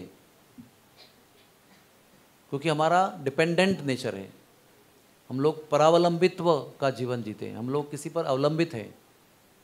और स्वामी ठाकुर जी हैं, तो जिनके ठाकुर जी के ऊपर सब जो निर्भर रहते हैं वो सब स्त्री भाव के होते हैं। लेकिन शरीर पुरुष का, इसका मतलब हम पुरुष नहीं है। पुरुष केवल एक ही है, ओनली वन पुरुष is there, that is Shri Krishna. तो ये वास्तविक रूप में बरसाने में अपने सही स्वरूप का परिचय होता है कि हु आर वी। आत्मा है, हम समझ गए, लेकिन आत्मा का स्वभाव क्या है, आत्मा की प्रवृत्ति क्या है और क्या होनी चाहिए, वास्तविकता क्या है, उसका परिचय बरसाने में होता है। इसलिए सर्वोच्च आध्यात्मिक साक्षात्कार जो है वो बरसाने में प्राप्त होता है। तो वो बरसाने का इतिहास क्या है? वो प्राचीन इतिहास है उसका, आप सब जानते हैं ना। एक इतिहास ऐसा है कि एक सगर राजा थे सूर्यवंश में, है ना, सगर राजा। उन्होंने पृथ्वी को खुदवा के सागर का निर्माण किया, यानी जलाशय निर्माण किया। इसलिए जलाशय का नाम सागर है, सगर राजा के द्वारा निर्मित। तो सगर राजा के देवर ग्रैंडसन्स और सन्स, ग्रैंडसन्स और सन्स जो भी कुछ है, 60,000 पुत्र थे उनके। उन्होंने जाकर एक ऋषि का ऐसे ही उद्दंडता में अपमान किया। तो उस साधु तो साधु होते हैं, वो तो भजन करते हैं, ऐसे भिक्षुक दिखते हैं, दुर्बल दिखते हैं, निर्धन दिखते हैं, लेकिन बहुत शक्तिशाली होते हैं। उन्होंने ऐसा शाप दिया, सब लोगों को भस्म कर दिया, 60,000 लोगों को। तो कुछ मेहनत नहीं किया, शस्त्र वस्त्र नहीं चलाया, बैठ के ही बस मंत्र बोला, मंत्र शक्ति 60,000 क्षत्रियों का संहार हो गया, जलकर भस्म हो गए वो। तो लौट के नहीं आए, तो उनके आई थिंक अंशुमान पुत्र थे, वो गए उधर, उन साधु को पूछा, अरे हमारे जो पूर्वज हैं उनका उद्धार कैसे होगा? तो उन्होंने कहा कि जब गंगा जी को कोई लेकर आएगा आप में से स्वर्ग से, तो उनका उद्धार होगा। फिर लंबी कहानी है वो, भगीरथ जी आए, भगीरथ अंशुमान फेल हो गए, तो उसमें एक दिलीप राजा थे, दिलीप बीच में। तो दिलीप राजा बड़े गौ भक्त थे। मैंने दिलीप का वर्णन करने पहले ये वर्णन क्यों कि आपको समझने के लिए लिंक किधर है उनकी। तो ये दिलीप जो है वो उनके वंशज हैं, अभी तक उनका उद्धार नहीं हुआ है, उनके बाद में भगीरथ आने वाले हैं, लेकिन दिलीप जी की कथा बीच में बरसाने से संलग्न है। तो वो एक बार स्वर्ग गए, तो स्वर्ग में उन्होंने, वहाँ पर कामधेनु थी, भगवान की कामधेनु विशिष्ट गाय, उनको उन्होंने अनजाने में देखा नहीं और प्रणाम नहीं किया। तो कामधेनु ने अपराध नहीं लिया, लेकिन कामधेनु को प्रणाम नहीं किया, इसलिए अपराध लगा उनको। और अपराध से क्या उसका शाप प्राप्त हुआ सूक्ष्म रूप से कि संतान ही नहीं होगी। तो वो लौट के आए, उन्होंने बहुत समय बिताया, तो संतान ही नहीं हो रही है। तो वो सूर्यवंश के थे। तो सूर्यवंश के गुरु कौन है? ओरिजिनल गुरु कौन है उनके? वशिष्ठ मुनि। वशिष्ठ मुनि श्राद्धदेव मनु के समय ब्रह्मालोक से पृथ्वीलोक पर प्रकट हुए थे, आए थे वहाँ से, और कई लाखों वर्ष तक वो जीवित रहे। प्रभु रामचंद्र के पूर्वजों की पीढ़ियाँ पीढ़ियाँ पीढ़ियाँ पीढ़ियाँ सबके पुरोहित रहे वो। Is like eternal personality. Raghu राजा के पुरोहित भी वही थे। रघु राजा के कितनी देर के बाद प्रभु रामचंद्र का जन्म हुआ है, और प्रभु रामचंद्र का विवाह भी उन्होंने किया है। और प्रभु रामचंद्र का विवाह करने का मौका मिलेगा आपको, उनका नामकरण, जाति संस्कार, अन्नदान, अन्न प्राशन संस्कार, उपनयन संस्कार, विवाह संस्कार, ये सब आपको करने का मौका मिलेगा। इस प्रलोभन पर उन्होंने ब्रह्मालोक छोड़कर पृथ्वी पर आने का तय हुए थे, यानी तैयार हुए थे। Brahma ji could not convince him to go down to earth. उन्होंने कहा कि प्रभु आएंगे और उनका सारे संस्कार आपको मिलेंगे। तो मैं जाऊँगा। फिर कितने साल इंतजार किया उन्होंने। एनीवेज वशिष्ठ मुनि को पूछा, उन्होंने ध्यान लगाया, तो उन्होंने कहा कि स्वर्ग में आपका कामधेनु का अपराध हो गया है, इसलिए आपको संतान नहीं हो रही है, तो उसका उपाय क्या है? वैसे वो बहुत बड़े गौ भक्त थे। उन्होंने कहा कि नंदिनी की सेवा करो। कामधेनु की बेटी जो है वो यहाँ उपस्थित है, नंदिनी की सेवा की बहुत उन्होंने दिल से। तो सेवा में जब वो सेवा अच्छी तरह से की तो उनकी परीक्षा हुई। परीक्षा में क्या हुआ, वो नंदिनी को खाने के लिए एक शेर आया, और दिलीप राजा वहाँ खड़े थे। दिलीप राजा ने, वो सिंह ने कहा, वो शेर को उसने कहा कि आप उनको नहीं खा सकते। तो शेर ने कहा ये तो मेरा भक्ष्य है, मेरा अधिकार है, मेरे को पाप भी कुछ नहीं है, मैं तो खा सकता हूँ। तो उन्होंने कहा कि आप एक काम करो, उसको मत खाओ, मुझे खाओ। तो लोगों ने कहा तू चक्रवर्ती सम्राट हो, हाँ, राजा को जीवित रहना चाहिए, राजा के बदले में किसी को मर जाना चाहिए। राजा जीवित होना जरूरी है, क्योंकि राजा बहुत इंपॉर्टेंट होता है। राजा भगवान का अंश होता है, भगवान का प्रतिनिधि होता है, और प्रजा का 1/6 कर्म वो लेता है। तो राजा को जीवित रहना चाहिए, राजा को वो भी अपना प्राण न्यौछावर नहीं करने चाहिए, जन कल्याण के हेतु, स्वार्थ के हेतु नहीं। फिर भी राजा ने कहा कि मैं मेरे प्राण दूंगा, क्योंकि उन्होंने एक शास्त्र का उदाहरण किया उसमें।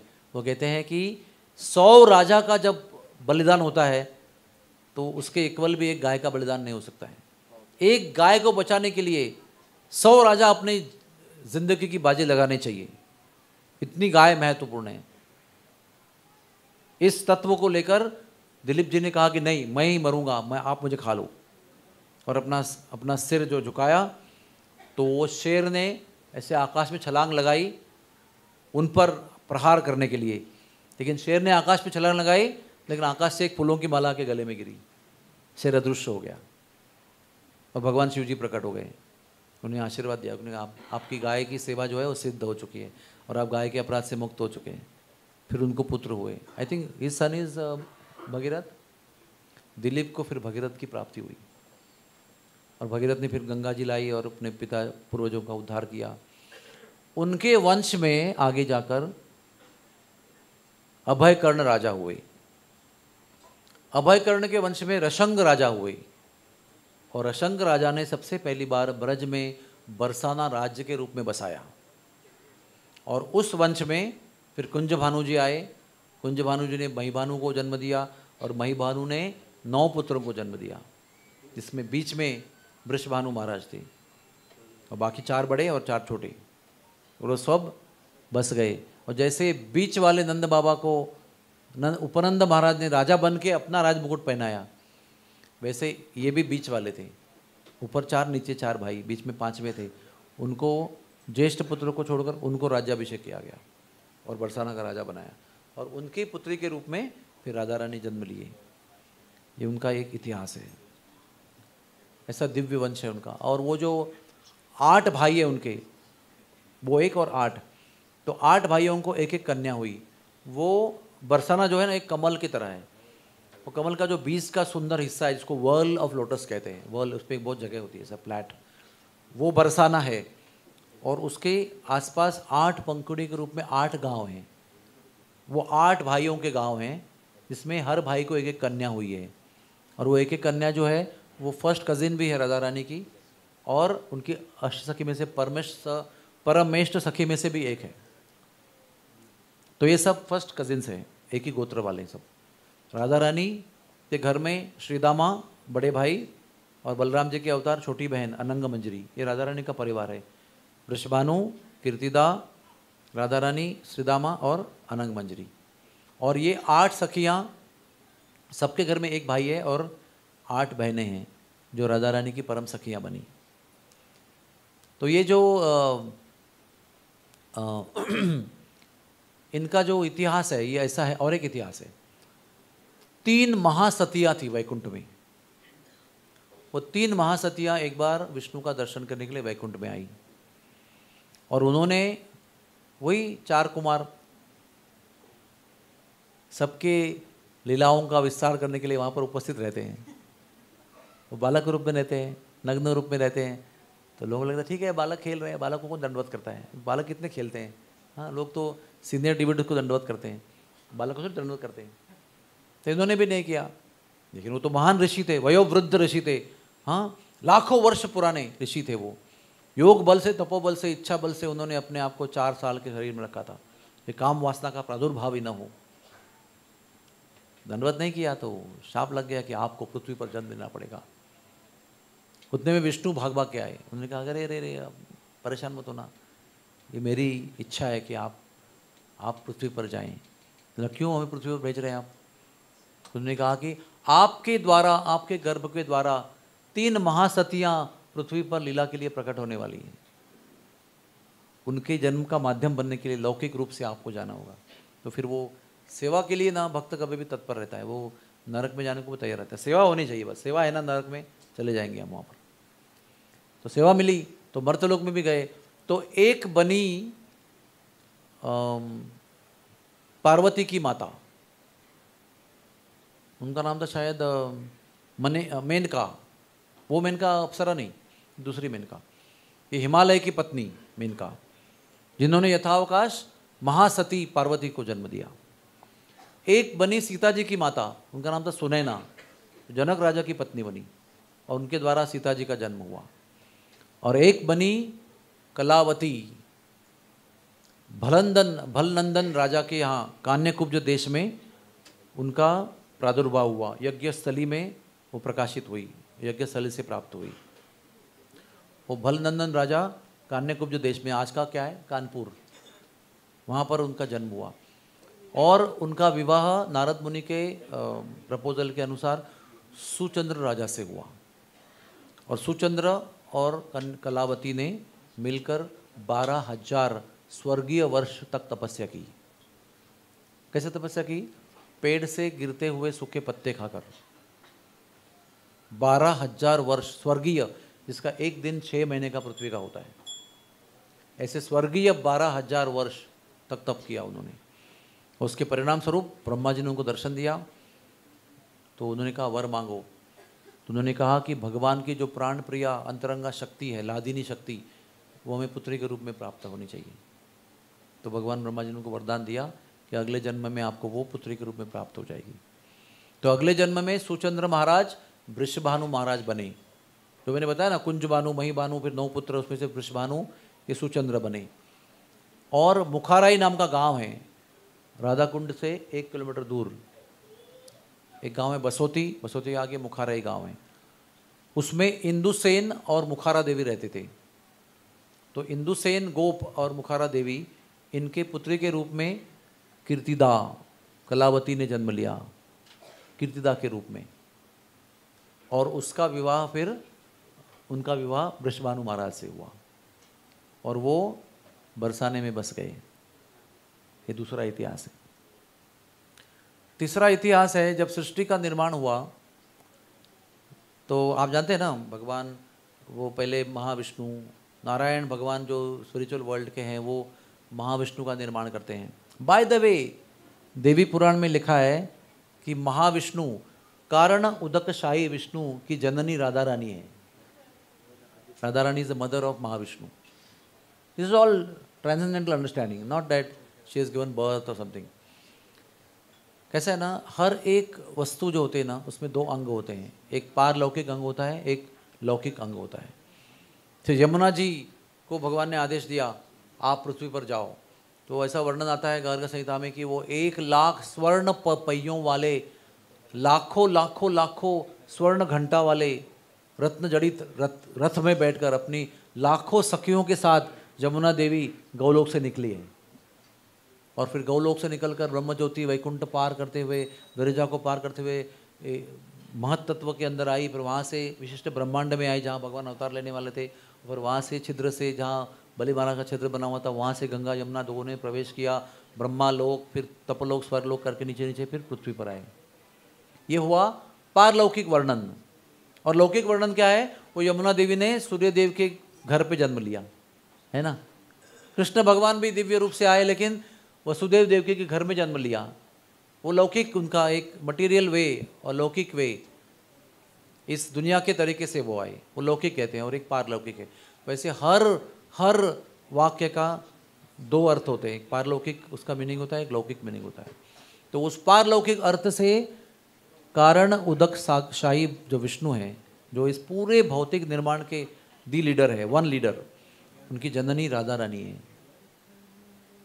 वो फिर महाविष्णु से एक ब्रह्मांडों का निर्माण होता है, बहुत ब्रह्मांड निर्माण होते हैं बीज रूप में, फिर वो विकसित होते हैं और अनंत ब्रह्मांड तैयार होते हैं। जैसे कि एक पूरे गोनी में एक क्या कहते हैं उसको, नहीं वो गोनी को क्या कहते हैं, गोनी को पोता, एक पोते में अगर 100 किलो सरसों के दाने भर गए तो कोई गिन सकता है उसको, कितने अब्जों खरबों दाने होंगे उसके अंदर। वैसे ब्रह्मांड निर्माण होते हैं। तो एक ब्रह्मांड का आप विचार करेंगे तो उसमें गर्भ उदकशाही विष्णु निर्माण होते हैं, फिर सृष्टि हुई है। तो उसमें गर्भ उदकशाही विष्णु निर्माण होते ही गर्भ उदक जल निर्माण होता है, फिर उनके नाभि से कमल निकलता है, और जैसे ही कमल निकलता है तो कमल के ऊपर ब्रह्मा जी का जन्म होता है। बाकी कोई लोक निर्माण नहीं हुए। अब ये सब जो है उसको कहते हैं प्राथमिक निर्माण, सर्ग कहते हैं उसको, सर्ग प्राइमरी क्रिएशन। और ब्रह्मा के जन्म तक प्राइमरी क्रिएशन है, फिर ब्रह्मा जी आगे का सेकेंडरी क्रिएशन करते हैं। लेकिन जब जन्म होता है ब्रह्मा जी का तो अंधकार में होते हैं, सोचते हैं मैं कौन हूँ, कहाँ आया हूँ, क्या कर रहा हूँ, मेरा काम क्या है, मैं जो यहाँ पर क्यों लाया गया है। तो भगवान उनके हृदय में चतुश्लोकी भागवत सुनाते हैं। 2.9.33-36 ये 4 श्लोक जो है वो चतुश्लोकी भागवत कहे जाते हैं। और ये 4 श्लोक उन्होंने सुनाए, पूरे रेडीमेड साक्षात्कार के साथ सुनाए, रेडीमेड साक्षात्कार एस्टैब्लिश कर दिया उनके हृदय के अंदर। तो विशेष बात समझने वाली है कि ब्रह्मा जी को 0 अंडरस्टैंडिंग, अंधकार से पूरा साक्षात्कार प्राप्त हो गया, एकदम रेडीमेड। उनकी सेवा ऐसी थी, उनको देना जरूरी था। तो उस साक्षात्कार से उनको क्या अनुभूति हुई, उनकी सेवा जो थी, सभी जीवों का निर्माण करना है, सब कुछ, हर एक प्रकार की योनि को 24 तत्व लेकर इंजीनियर करना है, उनको शरीर देना है, मनुष्य योनि, देवता योनि, असुर योनि, दानव योनि, दैत्य योनि, पक्षी योनि, कीटक योनि, जितने प्रकार के जलचर हैं, खग हैं, सबका निर्माण करना, शरीर बनाना, हर एक को अपने अपने कर्म के अनुसार जन्म देना, ये बहुत बड़ा काम है। ये भी उनको अनुभूति हुई कि ये मेरा जॉब डिस्क्रिप्शन है। लेकिन उसमें उनको ये अनुभूति हुई जो महत्वपूर्ण है, जब व्यक्ति भक्त बनता है ना, तो उसी को, भक्त को ही ये अनुभूति प्राप्त हो सकती है। भक्त अगर बने हैं आप तो उसका प्रमाण क्या है, कि आपके मन में बद्ध, तड़पते हुए दुखी जीवों के प्रति करुणा उत्पन्न होती है, इसका मतलब आप भक्त बन गए। कृपया कथा सुनते समय जप मत करना। बहुत लोग माला कर रहे हैं, कथा सुनते समय एकाग्र होकर कथा सुननी चाहिए। तो वो ब्रह्मा जी को ये बड़ी करुणा हृदय में उत्पन्न हुई कि मैं जिनको जन्म देने वाला हूँ सबको, वो सब लोग यहाँ पर गर्मी, सर्दी, भूख, क्रोध, प्यास, रोग, बीमारी, बुढ़ापा, ऐसे अनंत प्रकार के कष्टों में झलने वाले हैं सब लोग यहाँ पर। कोई सुख नहीं यहाँ पर। दुखालयम अशाश्वतम, पूरा ऐसा ही निर्माण मेरे हाथ से होने वाला है और मुझे सब देखने पड़ने वाला है। मेरे हाथ से इनका निर्माण होगा, मेरे आंखों के सामने सब लोग, ये जीव देवता सहित सब कष्ट भोगेंगे। तो उनके मन में अपार करुणा निर्माण हुई। तो उन्होंने अपना जॉब ज्वाइन करने के पहले, बिफोर ज्वाइनिंग डेट, उन्होंने 60,000 साल तप किया। क्यों तप किया? कि इन लोगों का उद्धार कैसे हो जाए, how they will be delivered. और उनको ये भी पता चला साथ साथ में इस ज्ञान से कि राधा और कृष्ण की चरण धूलि ही इन सब का उपाय है। इनकी चरण धूलि अगर प्राप्त करेंगे तो सब लोग अपने अपने कष्टों से मुक्त हो जाएंगे। तो सबसे पहले मुझे इनकी चरण धूलि प्राप्त करनी पड़ेगी, फिर मैं वो समझूंगा कि लोगों को कैसे मिलेगी वो। Let me attain it first, then I can distribute और I can tell people how to attain. तो ब्रह्मा ने 60,000 साल तप किया कृष्ण को प्राप्त करने के लिए। No response. तो फिर जॉब ज्वाइन किया उन्होंने, काम शुरू किया। पहला सत्ययुग के 60,000 साल तप में गए, बाद में सारे साल उन्होंने अपना निर्माण किया, जो भी प्रजापति बनाए जो किया। सत्ययुग कितने साल का होता है? सत्ययुग कितने साल का होता है? 1728,000 साल का होता है। वो नंबर हमारे 16 माला के नंबर से मिलता जुलता है। 16 माला में कितने मंत्र जपते हैं हम? 1728।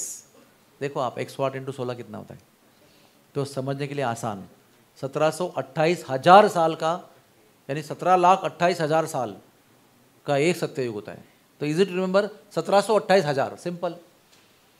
तो वो 1728,000 साल के आखिरी 60,000 साल फिर तप किया उन्होंने, क्योंकि उनका काम बाकी है ना, उनको उनसे उत्तर तो नहीं मिला है।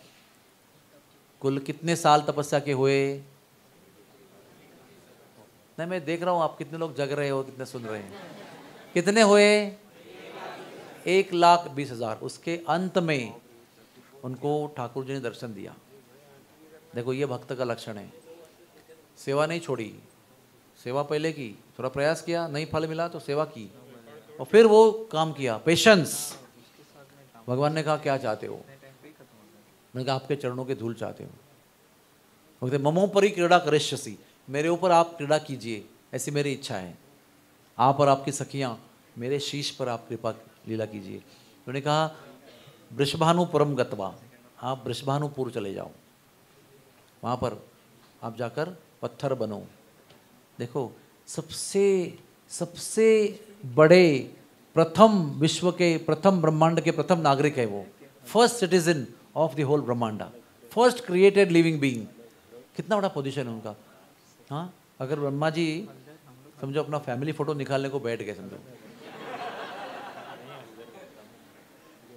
कैसा आएगा वो। अभी कभी किसी का फोटो आता है पेपर में, 100 साल, 101 साल, 2 साल बुढ़े व्यक्ति का फोटो आता है अपने पूरे परिवार के साथ, उनके first generation, second generation, third generation, 50-60 लोग होते हैं। तो उसका बड़ा गर्व से कहते हैं ये मेरा पूरा परिवार है। और वो जो बीच में बैठा हुआ है उसको दिखता भी नहीं, सुनता भी नहीं, कुछ नहीं, तो पता भी नहीं क्या चल रहा है, लेकिन उसका एक फ़ोटो निकाल के पेपर में आता है।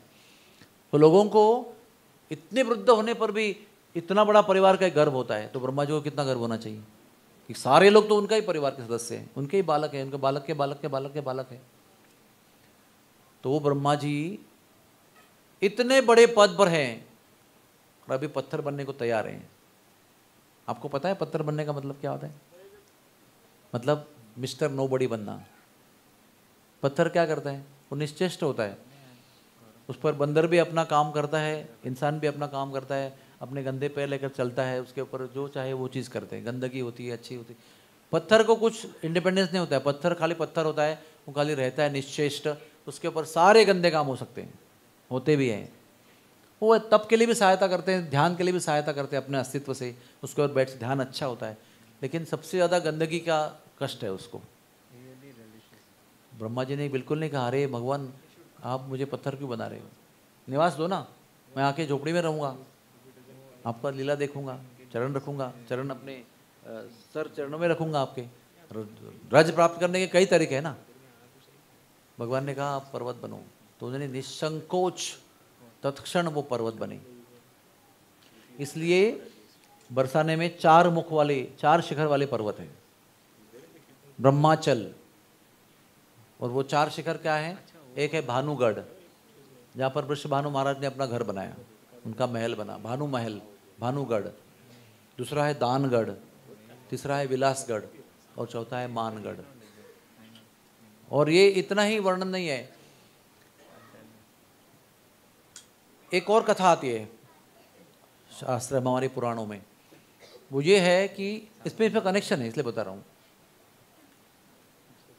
स्वर्ग में ब्रह्मा की पत्नी, विष्णु की पत्नी और शिव जी की पत्नी, ये तीनों बैठकर अपने पतियों के साथ में चर्चा कर रही हैं कि पूरे ब्रह्मांड में सबसे श्रेष्ठ सती कौन है, पतिव्रता नारी कौन है।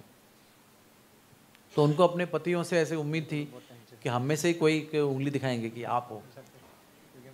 लेकिन भगवान तीनों त्रिदेव ने कहा कि यहाँ पर नहीं है, वो पृथ्वी पर है। तो सब लोगों को उत्सुकता हुई, कौन है वो, हम में से नहीं है तो कौन हो सकता है? वो भी हम तो श्रेष्ठ जीव हैं, स्वर्ग के सर्वोच्च स्वर्ग लोगों के जीव हैं हम, तो पृथ्वी की कोई स्त्री सर्वोच्च पतिव्रता कैसे हो सकती है? तो ब्रह्मा जी ने कहा कि उसका नाम है अनसुया, वो अत्रि देवी की, अत्रि ऋषि की पत्नी है। तो सब लोगों को लगा, ईर्ष्या से नहीं, लेकिन वो उनका महात्म्य जानना चाहते थे। तो उन्होंने अपने पतियों को कहा कि आप ना उनकी परीक्षा लीजिए और उनका सतीत्व सिद्ध कीजिए, प्रकट कीजिए, ताकि वो कोई संदेह ना बचे कि यही क्यों है, हम क्यों नहीं, या और कोई क्यों नहीं। तो ब्रह्मा विष्णु महेश तीनों निकले, पृथ्वी पर गए और उन्होंने ऋषि का रूप धारण किया और अनुसुईया देवी के कुटी में, जहाँ अत्रि मुनि रहते हैं वो रहते हैं, उनके कुटी में उन्होंने भवती भिक्षान देही करके दस्तखत लगाई। तो उस समय अपने पति की सेवा में थी, वो पति की सवेरे की सेवा चल रही थी, उसकी सेवा में थी। तो कुछ देर तक नहीं आई, फिर कुछ देर के बाद लौट के आई और कहा महाराज जी आइए। तो उन्होंने भवती भिक्षान देही, तो वो भोजन लेकर आई। तो उन्होंने कहा हमारी एक शर्त है, हम आपके हाथ से भोजन पाएंगे, लेकिन आपको निर्वस्त्र होकर, नग्न होकर हमको भोजन खिलाना पड़ेगा। तो वो समझ गए कि इसमें कुछ उसमें रहस्य है। वो इतनी महान पतिव्रता थी, बोले ठीक है कोई बात नहीं, क्योंकि साधुओं की सेवा करना बहुत आवश्यक है। उसको वो नहीं ऐसा नहीं कर सकती, मैं आपको खाना है तो खाओ चले जाओ, ऐसा नहीं कर सकते। साधु हैं, उन्होंने कुछ विनती की है, उसमें कुछ राज है, रहस्य है, पता है, इसलिए वो अंदर गई और अपनी, वो कैसा है ना, अभी ये पता नहीं हमारे पूजा में कैसे होता है, लेकिन सब घरों की जब पूजा होती है ना, तो एक जल निर्माण होता है एंड में, प्रसादी जल, जिसको हम तीर्थ कहते हैं। और वो तीर्थ हम दिन भर खुद भी पीते हैं और लोगों को भी देते रहते हैं। वो एक पूजा का, अभी आपको कैसे बताएं, जो पुराणोक्त वेदोक्त पूजा करते हैं ना घर में, तो वो एक कमंडल रहता है अभुक्षण नाम का, उसमें सारे जल हम डालते रहते हैं, जो भी अभिषेक का जल, इसका जल, उसका जल, सब महान जल वो जो है ना, वो पूजा के एंड में निर्माण होता है, वो जो कमंडल में रहता है। तो वो पूजा समाप्त होने के बाद जो कमंडल बना था जल के साथ, प्रसादी जल, वो लेकर आई, वो लेकर तीनों के ऊपर छिड़का उसने। जब वो जल का स्पर्श उनको हुआ, उनकी इच्छा के अनुसार हुआ, तो तीनों लोग नग्न बालक बन गए, स्वयं रेंगते हुए नग्न बालक बन गए। फिर उनको बिठाया। अभी नग्न बालकों के सामने किसी को संकोच होता है क्या? माता पिता को संकोच नहीं होता है। और निर्वस्त्र होकर उनको भोजन कराया। तो वो तीनों बालक इतने मोहित हो गए उनके वात्सल्य से, क्योंकि अभी जो माता के रूप में है, लेकिन वो बालक रूप में है, तो क्या होगा, वात्सल्य तो निर्माण होगा ना। वात्सल्य में उनको भोजन कराया, जैसे बालक को भोजन कराया जाता है। तो वो इतने आसक्त हो गए कि वो बालक के रूप में वहीं रह गए और उसके वात्सल्य का अनुभव करते रहे, दुग्धपान करते रहे, उसका पूरा माता का अनुभव करते रहे, उसके हाथ से खाते रहे। एक बार नहीं खिलाया, वहीं रह गए वो। तो उनकी पत्नियां ऊपर परेशान हो गए, रे मेरे पति एग्जामिनर बनकर गए थे। एग्जाम तो दिन की होती है, एक दिन में लौट के आना चाहिए ना। एग्जामिनेशन बहुत दिन तक नहीं होते, एक दिन की एग्जाम थी। तो एग्जामिनर कहाँ चले गए, उनको पता था कहाँ चले गए। तो तीनों देवियाँ आ गई और अनसुया की कुटी पे आकर कहती है कि हमारे पति कहाँ हैं। अनसुया को तभी ही बोध चौंका था कि ऋषि नहीं है, ब्रह्मा विष्णु महेश है। और उनके मुख से ये विचित्र बात सुनी तो और भी उनको विश्वास हुआ कि ये इसमें कुछ है, उद्देश्य है, इसके पीछे कुछ रहस्य है। तो जब उन्होंने पूछा हमारे पति यहाँ पर आए थे भिक्षा मांगने के लिए, कहाँ पर है वो, तो उन्होंने कहा वो देखो खेल रहे हैं, वो नग्न बालक बन के खेल रहे हैं। तो उन्होंने कहा कृपा करके हमारे पति हमको वापस दीजिए आप, हम परेशान हैं। फिर उस दिन का जल लेकर आई कमंडल, और जल लेकर फिर तीनों के ऊपर छिड़का, तो तीनों फिर ब्रह्मा विष्णु महेश बन गए। तो तीनों ने फिर दंडवत किया, माता की परिक्रमा की और कहा माता जी हम आपके पुत्र बनना चाहते हैं। अभी तो पुत्र बनकर अनुभव लिया आपके वात्सल्य का, लेकिन आपके कोख से जन्म लेना चाहते हैं। तो माता ने कहा ठीक है। तो फिर ब्रह्मा जी ने जन्म लिया चंद्र के रूप में, अनसुया के गर्भ में चंद्र देवता के रूप में ब्रह्मा जी प्रकट हुए। विष्णु जी प्रकट हुए दत्तात्रेय भगवान के रूप में, और शंकर जी प्रकट हुए दुर्वासा मुनि के रूप में।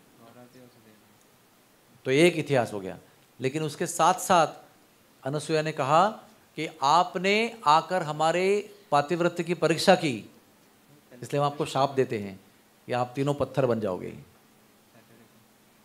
तो वो ब्रह्मा जी पत्थर बने बरसाने में, शंकर जी पत्थर बने नंदीश्वर नंदगांव में, और विष्णु जी कहाँ बने, गोवर्धन पर्वत के रूप में। और एक और पुराण में कथा आती है, मेरे ख्याल से देवी भागवत होगी शायद। तो वो पुराण में लिखा है कि किसी एक कल्प में प्रभु रामचंद्र ने अपने हाथों से ब्रजभूमि में इन तीनों पर्वतों की प्रतिष्ठापना की है। She has established all the 3 mountains in Braj Bhoomi. और इस तरह से पत्थर के रूप में क्यों न हो, ब्रह्मा विष्णु महेश त्रिदेव को ब्रज में चिरंतन स्थान प्राप्त हो गया है। क्या अर्थ है उस कथा के बीच में कि कितने महान महान जीव ब्रज का वास प्राप्त करने के लिए पत्थर बनने को तैयार हैं। Are we ready to become stone? Brahma भी तैयार होके रह रहे हैं वहां पर, शिव जी पत्थर बनकर रह रहे हैं, विष्णु भी पर्वत बनकर रह रहे हैं, शाप प्राप्त कर कर भी रह रहे हैं। क्या कि हर दिन एक सरसों के दाने के रूप में, तिल के दाने के रूप में आप वहां पर ढस जाओगे। ये शाप लेकर भी ब्रजवास के लिए तैयार है वो। ये बरसाने की महिमा है कि यहाँ पर साक्षात ब्रह्मा जी प्रथम नागरिक ब्रह्मांड के पत्थर बनकर बैठे। फिर उनके ऊपर ठाकुर जी ने अपने माधुर्य लीला का प्राकट्य किया है, श्रृंगार रस वहाँ प्रकट किया है। गोपियों के साथ जो अंतरंग अंतरंग उत्कट उत्कट लीलाएं हैं वो सबको उन्होंने प्रकट किया है।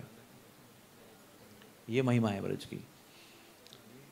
तो प्रभु जी अभी विश्राम दें कि आगे बढ़े? कथा तो अनंत है, दर्शन करेंगे। तो अभी कल सवेरे आइए, फिर आपको भानुगढ़, दानगढ़, विलासगढ़, मानगढ़, घेबरकुंड, सांकरी कोर, पीली पोखर, प्रेम सरोवर, भानोखर, ब्रजेश्वर महादेव, ये सब कथा करने का प्रयास करेंगे।